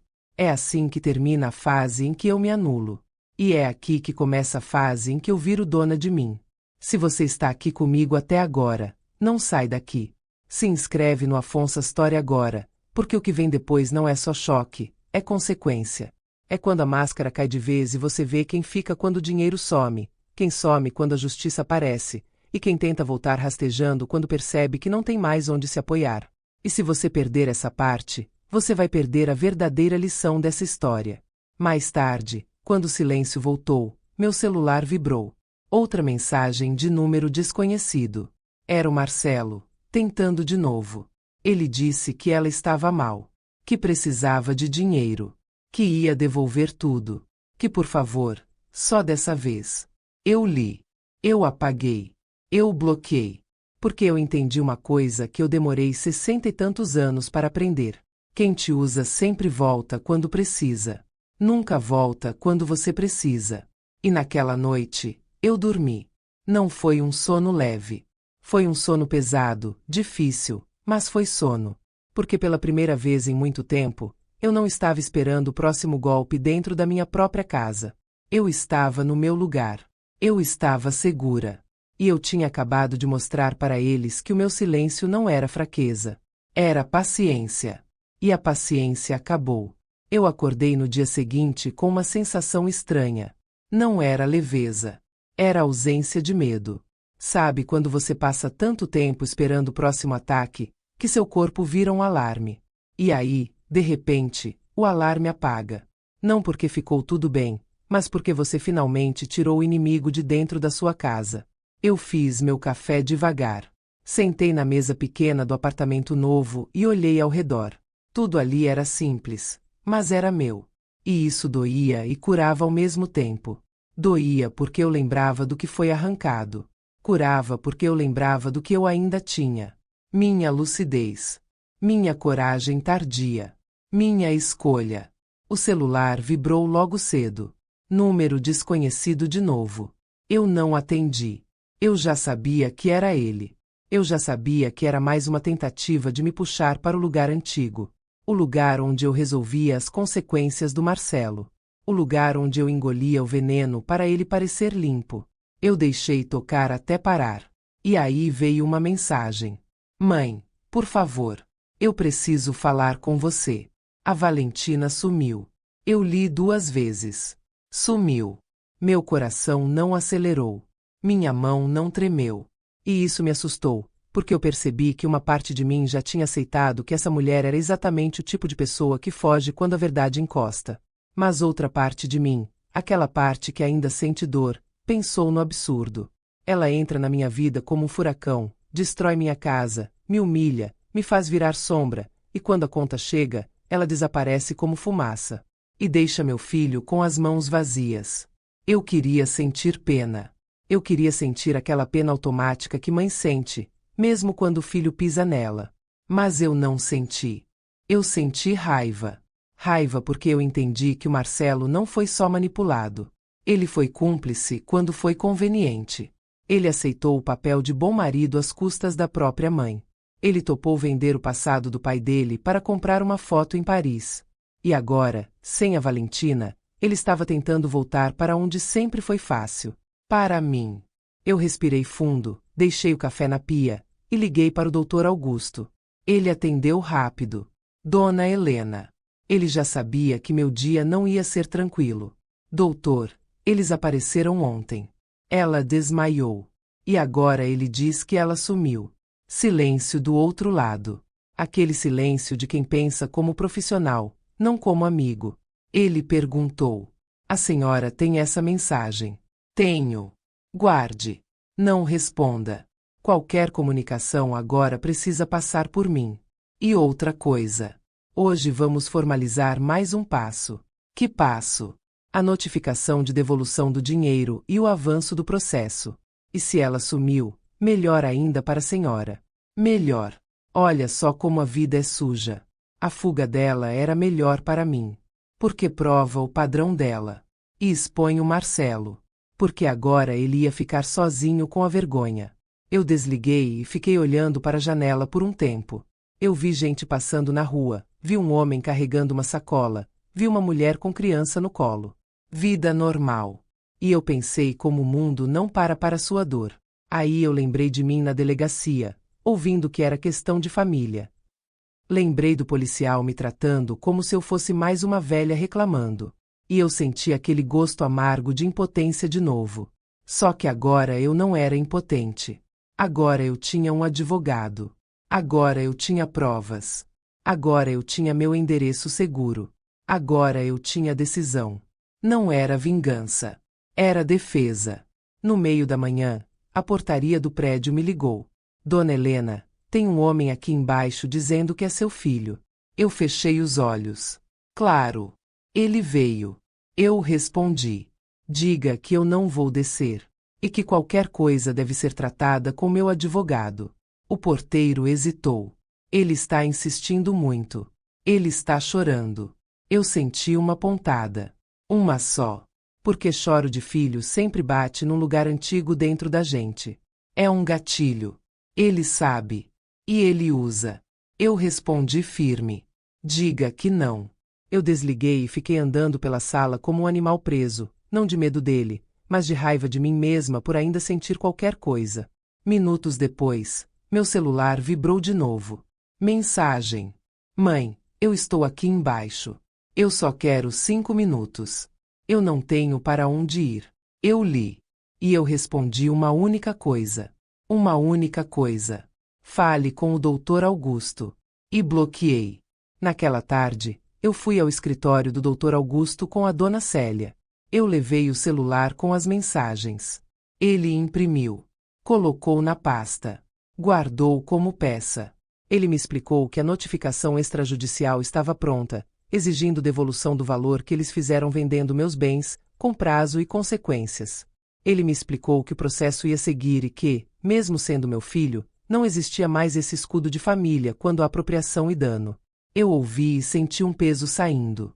Não porque eu queria ver meu filho sofrer, mas porque eu estava cansada de ser a única pessoa que sofria sem nenhuma consequência para eles.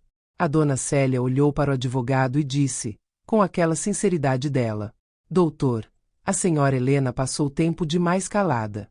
Agora ela vai falar com papel. Eu quase ri. Quase. Porque era exatamente isso. Eu não precisava gritar.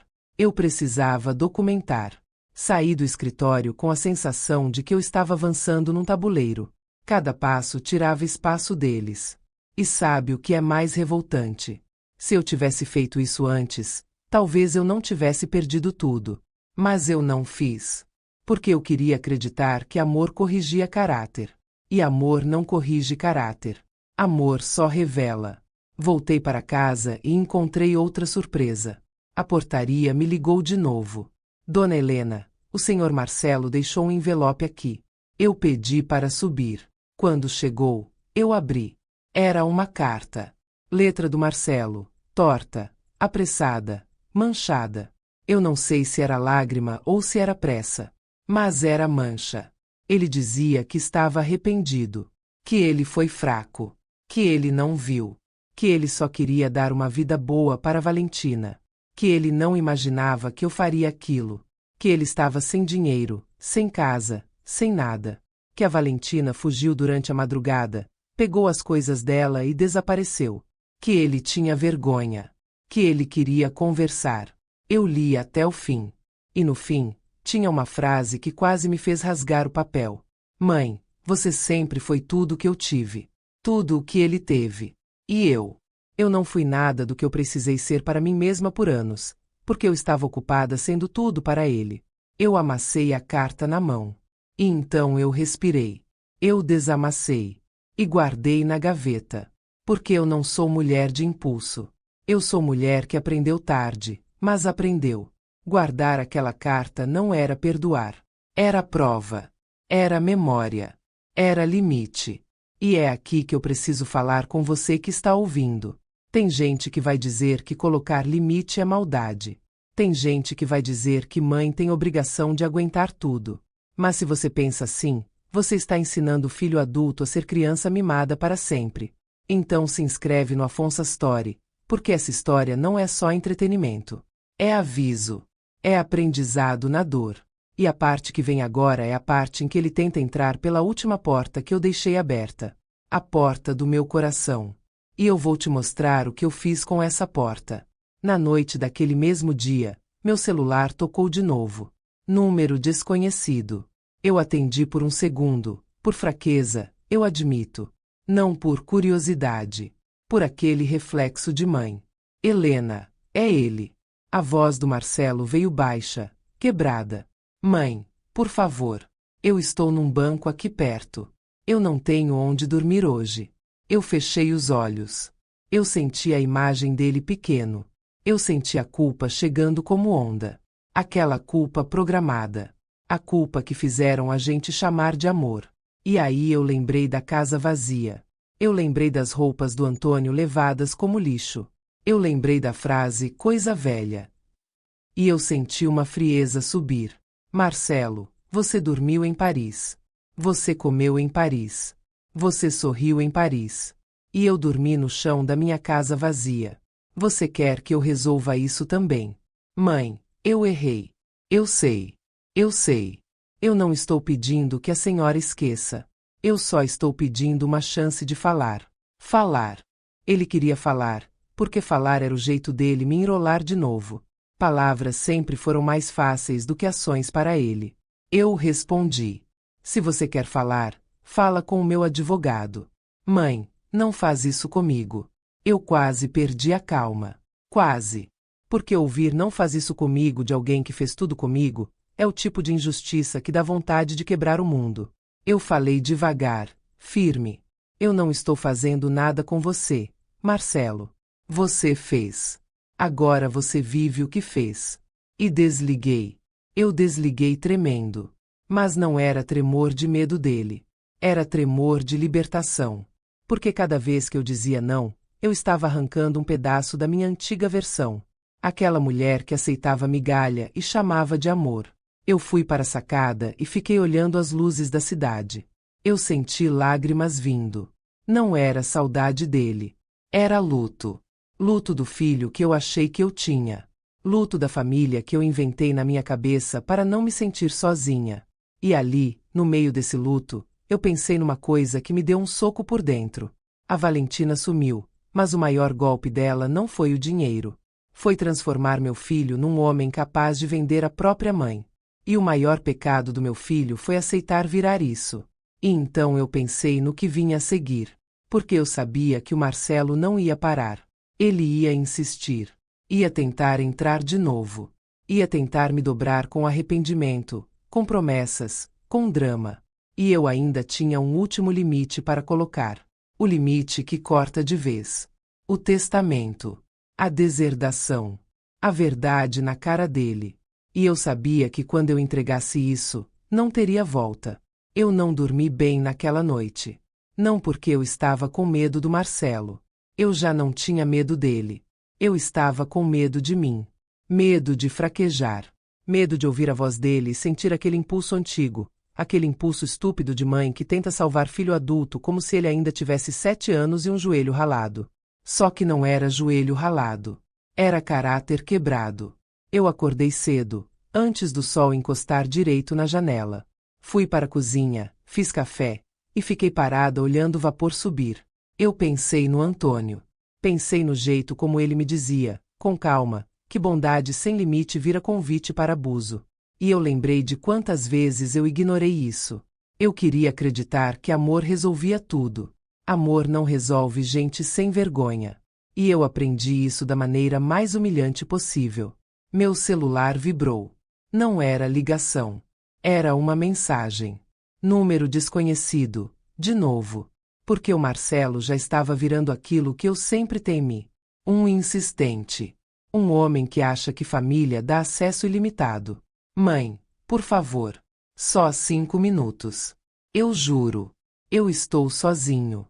Eu não tenho ninguém. Eu li e senti a velha culpa tentar subir. Olha como ele sabe apertar o botão. Não tenho ninguém. Como se eu fosse ninguém quando ele me deixou com a casa vazia. Como se eu não tivesse sido pessoa quando ele vendeu as coisas do pai dele. Como se eu não tivesse sido gente quando ele chamou minha dor de drama. Eu respirei fundo. Eu não respondi. Eu peguei a bolsa e saí. Porque naquele dia, eu tinha uma coisa para fazer. Uma coisa que eu vinha adiando há anos. Eu precisava fechar todas as brechas. Eu fui ao escritório do Dr. Augusto. Ele me recebeu e olhou para meu rosto como quem já entende antes de eu falar. Ele disse. Ele apareceu de novo. Eu assenti. Ele está tentando me ligar de números diferentes. Está deixando recado. Está indo ao prédio. Está usando tudo que pode. O Dr. Augusto ficou em silêncio por um segundo e então falou. Então a senhora precisa fazer o que a maioria das mães não consegue fazer. O quê? Entregar as consequências. Eu senti meu estômago virar. Consequência é uma palavra bonita. Mas quando a consequência é para o seu filho, dói como se fosse para você. Porque mãe sente culpa até pelo que não fez. E eu falei com a voz baixa. Eu quero resolver isso hoje. O Dr. Augusto puxou uma pasta e colocou na mesa. A notificação extrajudicial já está pronta. O boletim de ocorrência também. E aqui está o documento do testamento e da deserdação, tudo registrado. A senhora quer que ele seja informado formalmente. Eu olhei para o papel como se ele fosse uma lâmina.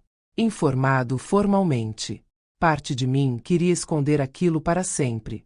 Porque eu sabia que quando ele soubesse, o Marcelo ia sentir um choque que talvez eu nunca tivesse coragem de dar. Mas eu pensei. Ele vendeu meu choque sem pedir permissão. Ele não teve dó de mim. Porque eu deveria ter dó de dar a verdade. Eu respondi. Sim. Hoje. O Dr. Augusto explicou que existiam formas. Ele podia ser notificado por oficial. Ou eu podia falar diretamente, desde que fosse no lugar certo, com proteção, com testemunha, e com documento na mesa para não virar teatro. Dona Célia estava comigo. Ela cruzou os braços e falou. Ele vai tentar chorar. Vai tentar fazer cena. Vai tentar virar a vítima. E eu respondi, cansada. Eu sei. O Dr. Augusto me olhou. A senhora tem certeza de que quer ver ele? Eu fiquei em silêncio. Eu não queria ver. Eu precisava ver. Porque eu precisava dizer a mim mesma, olhando nos olhos dele, que acabou. Eu disse. Tenho. O Dr. Augusto então fez o convite formal. Uma mensagem curta, firme, por meio do contato que o Marcelo ainda tinha do escritório. Seu filho foi avisado para comparecer no meu escritório às 4 da tarde. Para tratar de assuntos legais. Sem drama. Sem gritos. Sem Valentina. Só ele. Quando eu ouvi isso, meu coração acelerou. Não de medo. De antecipação. E eu pensei uma coisa terrível. Eu esperei anos para ter um homem do meu lado que me tratasse com respeito e me desse apoio.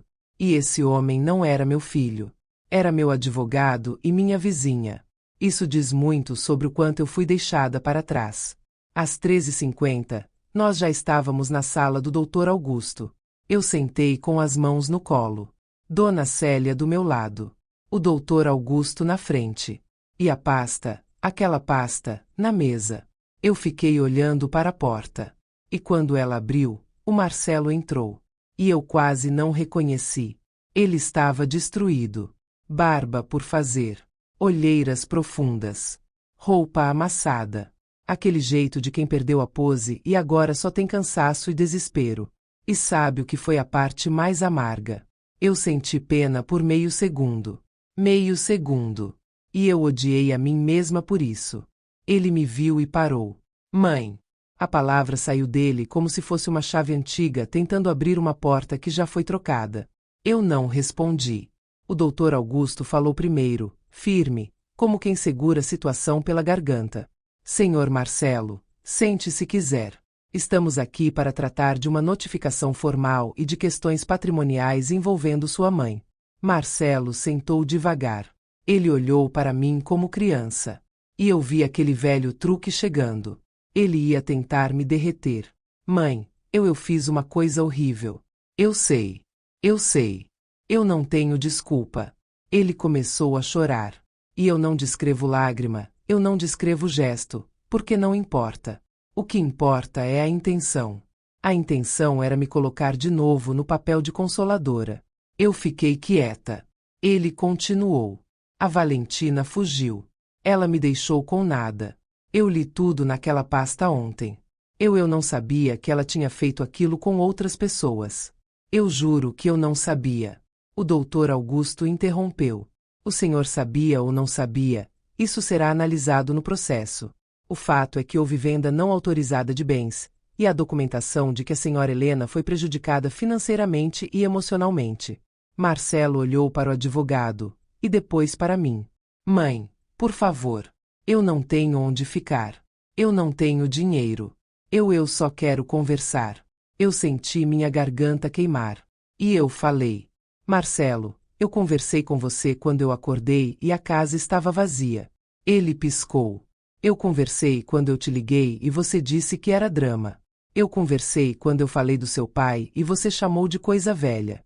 Eu conversei quando eu pedi respeito e você desligou na minha cara. Ele baixou a cabeça. Eu continuei. Agora, você não quer conversa. Você quer socorro. E você quer socorro só porque a Valentina te largou. Ele tentou. Mas eu sou seu filho. Eu olhei para ele e senti um gelo. E eu era sua mãe. E aí eu puxei a pasta menor que eu tinha levado. Não há da Valentina. Há do Marcelo. Eu coloquei na mesa, devagar. Abre. Ele olhou como se estivesse com medo. O Dr. Augusto fez um gesto. Pode abrir. Marcelo abriu. E eu vi o rosto dele mudar. Primeiro ele viu a notificação extrajudicial cobrando valor. Depois ele viu a cópia do testamento. Depois ele viu a parte que o destruía por dentro. A deserdação. Ele levantou os olhos para mim, e naquele olhar tinha incredulidade e pânico. Mãe, isso é verdade. Eu respondi sem elevar a voz. É verdade. Está registrado. Está assinado. Está blindado. Ele balançou a cabeça, como se estivesse tentando negar a realidade. Mas você não pode fazer isso comigo. Eu senti uma raiva subir como fogo. Não de grito. De clareza. Eu posso. Eu fiz. E sabe por quê? Porque você me ensinou que eu não podia depender de você. Você me ensinou que amor sem limite vira humilhação. Ele tentou falar, mas não saiu. Eu continuei. Quando eu morrer, você não vai receber nada. Nada. Porque o que você fez não foi erro. Foi escolha. Você escolheu me apagar. O Marcelo ficou imóvel. E então, a frase que ele falou me deu vontade de levantar e sair. Mãe, eu me arrependi. Eu inclinei o rosto, com uma calma perigosa. Arrependimento não devolve meu piano. Não devolve as roupas do seu pai. Não devolve a dignidade que você arrancou de mim. O Dr. Augusto falou, seco. O senhor tem 15 dias para iniciar a devolução conforme a notificação. Caso contrário, o processo criminal seguirá com pedido de responsabilização. Marcelo olhou para mim como se eu fosse uma estranha. E talvez eu fosse. Porque a mãe que ele conhecia, a mãe que sempre amolecia, a mãe que sempre cedia, morreu naquela terça-feira. Eu falei a última coisa olhando nos olhos dele. Você quer reconstruir sua vida. Reconstrua. mas sem mim como escada. Eu não sou mais o chão que você pisa para subir. Ele abriu a boca, tentou dizer mãe de novo. Eu levantei a mão, um gesto pequeno, mas definitivo. Chega! E eu levantei da cadeira. Dona Célia levantou comigo. O Dr. Augusto ficou em pé também, encerrando a reunião com uma frase curta, que parecia martelo. A reunião terminou. Qualquer contato daqui para frente será por meios legais. Eu saí do escritório com as pernas pesadas. No elevador, eu segurei o choro. Eu não queria chorar na frente de ninguém. Mas quando eu cheguei na rua e senti o vento no rosto, eu não aguentei. Não era choro de saudade. Era choro de luto. Eu estava enterrando meu filho vivo dentro de mim. E isso é uma dor que ninguém ensina a suportar. Mas eu suportei. Porque eu preferia essa dor à dor de ser usada para sempre. Se você chegou até aqui, se inscreve no Afonso Story agora. Porque no próximo capítulo, vem o que fecha o ciclo de vez. Vem a reação dele depois do choque. Vem o jeito como ele tenta se fazer de vítima para o mundo. Vem a queda final da Valentina. E vem a minha decisão definitiva, aquela que me deu paz, mas também me arrancou um pedaço do peito. Eu voltei para casa com o peito pesado. Não era culpa. Era cansaço. Um cansaço que não vem do corpo.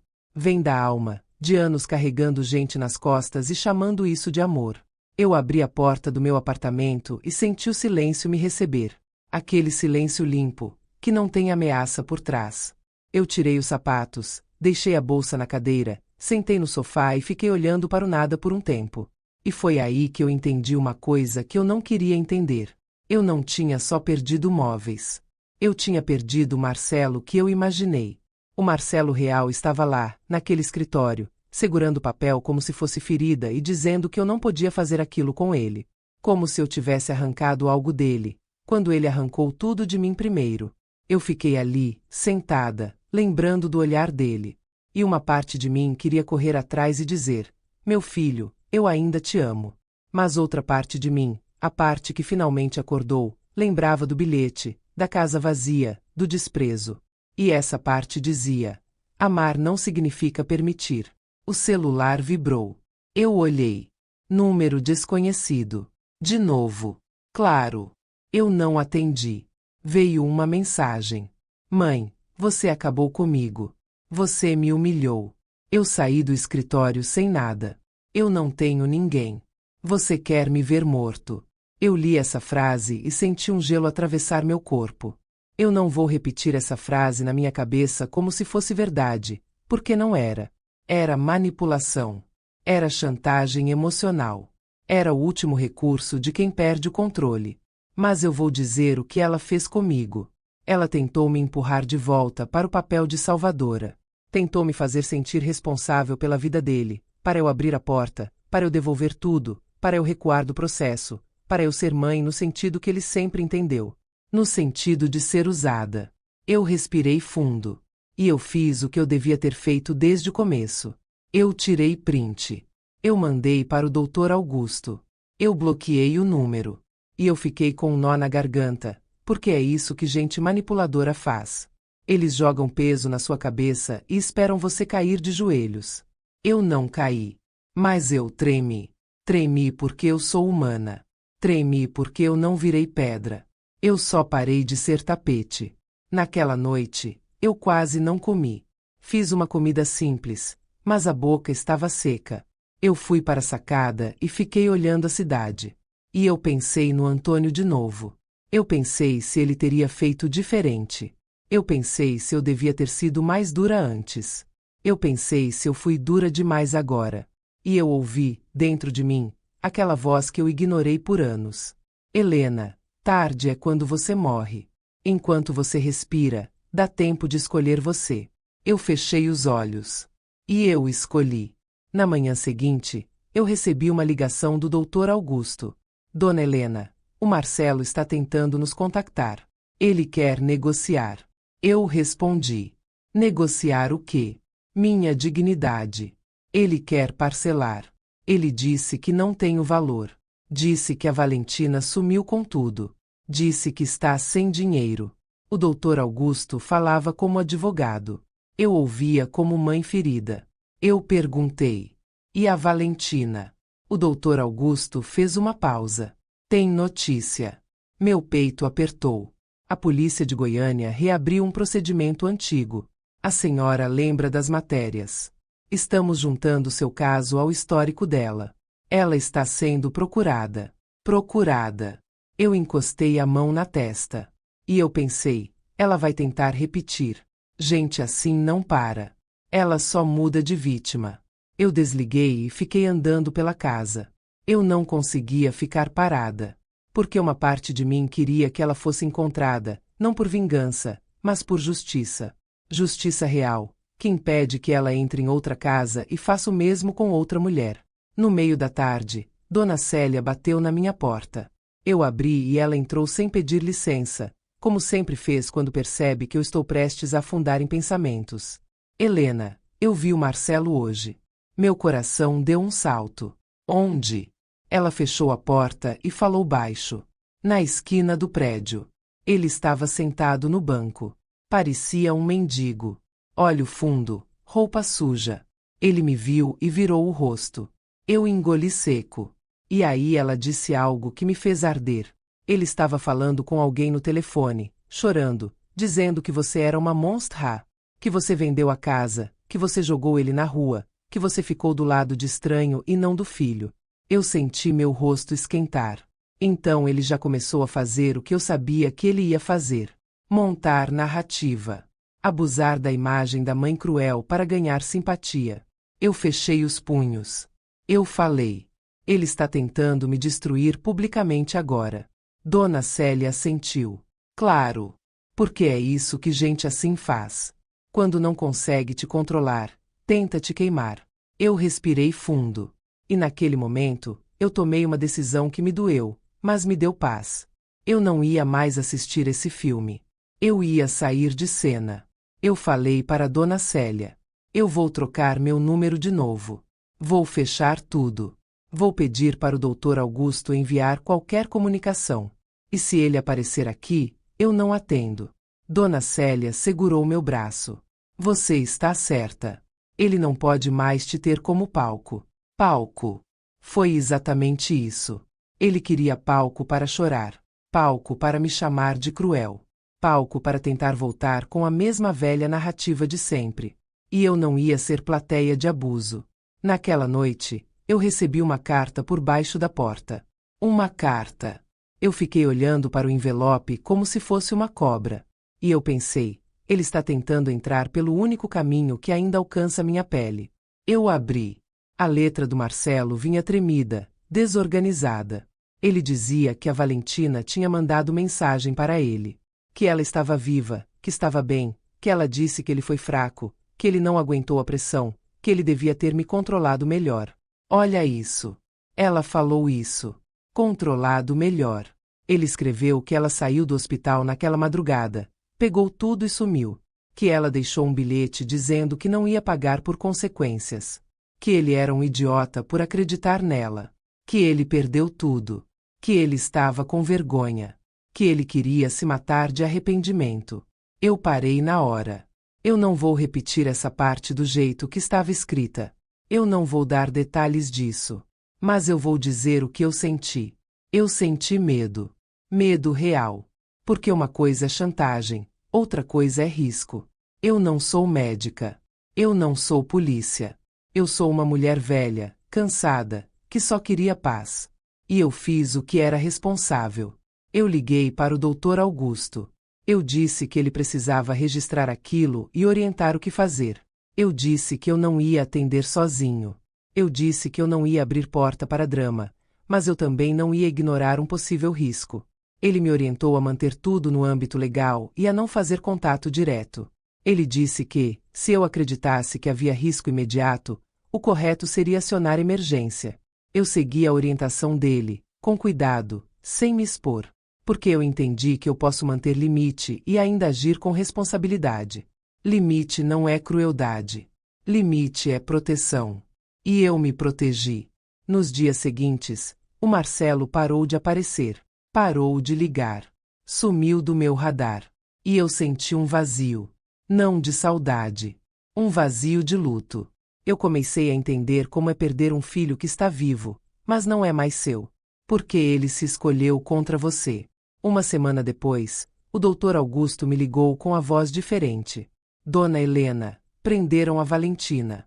Eu fiquei em silêncio. Ele repetiu. Ela foi presa. Tentou aplicar um golpe parecido em outra família. Mas dessa vez, alguém reconheceu o nome. Denunciaram. Ela foi pega. Eu encostei no balcão da cozinha. Eu pensei, então é assim. Ela não parou. Ela tentou de novo. Porque gente assim não tem freio. Só tem fome. O Dr. Augusto explicou que ela agora responderia por crimes anteriores também. Que meu caso entraria como parte do processo. Que eu poderia ser chamada a depor. Que era importante manter a documentação e a calma. Eu desliguei e fiquei olhando para minha xícara vazia. E pela primeira vez em muito tempo, eu senti algo que parecia justiça. Não aquela justiça romântica de filme. Justiça real. Com papel. Com registro. Com consequência. Mas eu vou te dizer a verdade. Isso não trouxe meu sofá de volta. Não trouxe o piano do Antônio. Não trouxe as fotos de família. Não trouxe o Marcelo que eu criei. Só trouxe uma coisa. Silêncio. E esse silêncio, mesmo com gosto amargo, era paz. Se você está ouvindo isso e sente que alguém já tentou te manipular com culpa, com drama, com chantagem emocional, se inscreve no Afonso História agora. Porque no último capítulo eu vou fechar essa história com a única coisa que realmente salva uma pessoa como eu. Não é vingança, não é dinheiro, não é processo. É a decisão de escolher a si mesma, mesmo quando dói. E se você não estiver aqui no final, você vai perder a parte mais importante. A parte que muda a vida. Eu vou te contar uma coisa que ninguém fala. Quando a justiça começa a aparecer, não vem fogos. Não vem música. Não vem aplauso. Vem silêncio. Um silêncio que faz você ouvir tudo que você tentou ignorar durante anos. Eu ouvi a minha própria voz antiga, aquela voz mansa, aquela voz que sorria para não causar confusão. Eu ouvi a minha própria covardia disfarçada de paz. Eu ouvi cada vez que eu disse tudo bem quando não estava tudo bem. E eu senti vergonha. Não vergonha do que fizeram comigo. Vergonha de quanto tempo eu demorei para me escolher. Depois da prisão da Valentina, a cidade seguiu como se nada tivesse acontecido. Os carros continuaram passando. As pessoas continuaram comprando pão, indo ao trabalho, rindo em restaurante. E eu fiquei com aquela sensação de que a minha tragédia foi só minha. E foi mesmo. Porque no fim do dia, ninguém sente a sua dor por você. Ninguém segura sua mão dentro da sua casa vazia. Ninguém dá limite no seu lugar. Ninguém te devolve dignidade. Ou você faz, ou você afunda. Eu passei os primeiros dias depois daquela notícia com um nó na garganta. Eu não senti alegria com a prisão dela. Eu senti alívio. Alívio porque eu sabia que ela não ia entrar na casa de outra mulher naquela semana. Não ia abraçar outra mãe fingindo carinho. Não ia falar a senhora é como mãe para mim enquanto calculava o valor do sofá. Eu pensei na própria mãe dela, a mulher que ela enganou primeiro. E eu senti uma tristeza pesada. Porque tem gente que destrói o próprio sangue e chama isso de sobrevivência. E isso me fez pensar no Marcelo. Porque, no fundo, a história não era só sobre uma golpista. Era sobre um filho que escolheu ser cego quando era conveniente. Nos dias seguintes, o Dr. Augusto me ligou para atualizar o processo. Ele explicou que o Marcelo tinha sido indiciado junto, que havia documentação de participação dele na venda dos bens, que ele teria que responder e pagar. Ele explicou que o juiz provavelmente determinaria parcelas, porque ele não tinha como devolver tudo de uma vez. Ele explicou que eu talvez nunca recuperasse o valor completo, mas que o importante ali era responsabilidade e consequência. Consequência. Essa palavra virou meu cobertor e meu espinho. Porque parte de mim queria que ele pagasse tudo, cada centavo, cada lágrima. Outra parte de mim, a mãe velha dentro de mim, queria que ele tivesse uma chance de não destruir a própria vida. E eu fiquei presa nesse meio. Até o dia em que eu acordei e percebi que esse meio não era mais meu lugar. Meu lugar era a paz. Então eu fiz uma coisa simples. Eu comecei a viver. Parece pouca coisa para quem nunca perdeu tudo. Mas viver depois de uma traição dessas é um ato de revolta. Eu fui ao centro comunitário perto do prédio. Dona Célia me levou, quase me arrastou. Um grupo de convivência para idosos. Eu entrei com vergonha, como se eu não pertencesse. Como se eu tivesse que pedir permissão para respirar. E as mulheres me olharam e sorriram. Sorriram como quem já viveu coisas que não se contam na mesa do almoço. Eu sentei numa roda de conversa. Eu ouvi histórias de abandono, de traição, de filhos ingratos, de maridos covardes, de vidas inteiras dedicadas a gente que não merece. E eu percebi uma coisa. Eu não era a única. E eu fiquei com raiva por isso também. Raiva porque eu sempre achei que eu estava sozinha, quando na verdade o mundo está cheio de mulheres que foram ensinadas a engolir humilhação e chamar isso de amor. Eu comecei a fazer artesanato, a dançar devagar, a jogar dominó, a rir. No começo o riso parecia errado. Parecia culpa. Parecia traição. Como se eu não tivesse o direito de ser feliz depois de tudo. Mas eu tinha. Eu tinha, porque eu sobrevivi. E ninguém tem o direito de me condenar por escolher paz. Um mês depois, o Dr. Augusto me ligou de novo. Dona Helena, o Marcelo quer fazer um acordo. Eu fiquei em silêncio. Ele quer parcelar o valor. Quer assinar uma confissão de dívida. Quer cooperar no processo da Valentina, entregar mensagens, entregar provas. Eu respirei fundo. E eu perguntei. Ele quer acordo por arrependimento ou por medo? O Dr. Augusto respondeu com honestidade. Provavelmente por medo. Mas medo também educa. Eu fiquei olhando para a janela. E eu pensei, eu não preciso que ele me ame. Eu preciso que ele aprenda. Então eu aceitei a parte legal. Não aceitei conversa. Não aceitei abraço. Não aceitei drama. Aceitei papel. O acordo foi feito. Parcela mensal. Compromisso formal. Consequência registrada. Eu não vou te encher de número aqui, porque o que importa não é o valor. É o simbolismo. Ele, pela primeira vez, teve que pagar pelo que fez. Não com lágrimas. Com responsabilidade. E mesmo assim, eu vou ser honesta. Nada disso curou o buraco dentro do peito. Porque o buraco não era dinheiro. Era a ideia de família. Eu passei noites pensando no Marcelo pequeno, e eu senti saudade desse menino que não existe mais. Eu senti vontade de perguntar onde foi que eu errei. Onde foi que eu deixei meu filho virar esse homem? E eu cheguei numa resposta dura. Eu não fiz ele ser assim. Eu só deixei ele achar que podia. Eu deixei ele achar que minha bondade era infinita. E aí ele confundiu bondade com fraqueza. E gente fraca moralmente sempre tenta dominar quem é bondoso. Eu pensei no Antônio. Pensei no jeito como ele protegia a casa, como ele me protegia, como ele sempre desconfiou da Valentina antes de morrer. Ele teria percebido. Eu sei que teria. E eu pensei, talvez eu precise parar de me culpar por não ser ele. Eu sou Helena. E Helena aprendeu tarde, mas aprendeu. 6 meses depois daquele dia em que eu acordei e a casa estava vazia, eu fiz 69 anos. Eu fiz uma festa pequena no apartamento novo. Convidei a Dona Célia. Convidei algumas amigas do grupo. Convidei o Dr. Augusto e a esposa dele. Convidei vizinhos que eu mal conhecia, mas que já tinham me dado bom dia com respeito. Eu comprei balões. Eu fiz bolo. Eu coloquei música. E eu ri. Eu ri até doer a barriga. No fim da noite, quando todos foram embora e eu fiquei sozinha, eu fui para a sacada. O céu estava escuro, com poucas estrelas por causa das luzes da cidade. Eu segurei uma xícara de chá e pensei no Antônio. Amor, eu falei baixinho, eu sobrevivi. E eu senti uma paz quieta. Não felicidade completa. Paz. E paz, para uma mulher como eu, vale mais do que qualquer Paris. 1 ano depois, eu recebi uma carta do Marcelo. Uma carta simples.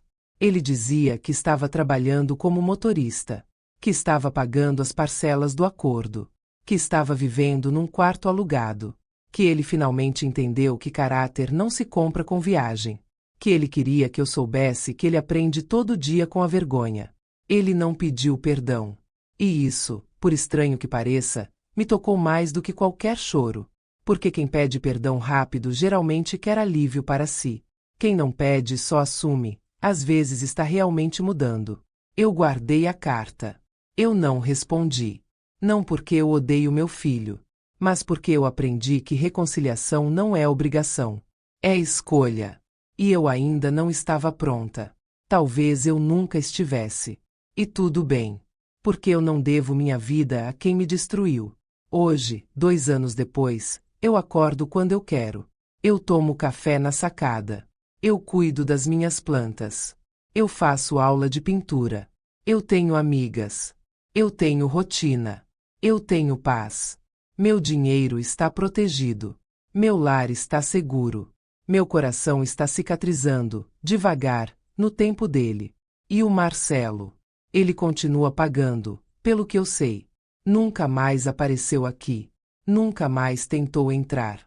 Nunca mais tentou me forçar. Ele aprendeu que eu não sou mais território. Eu sou fronteira.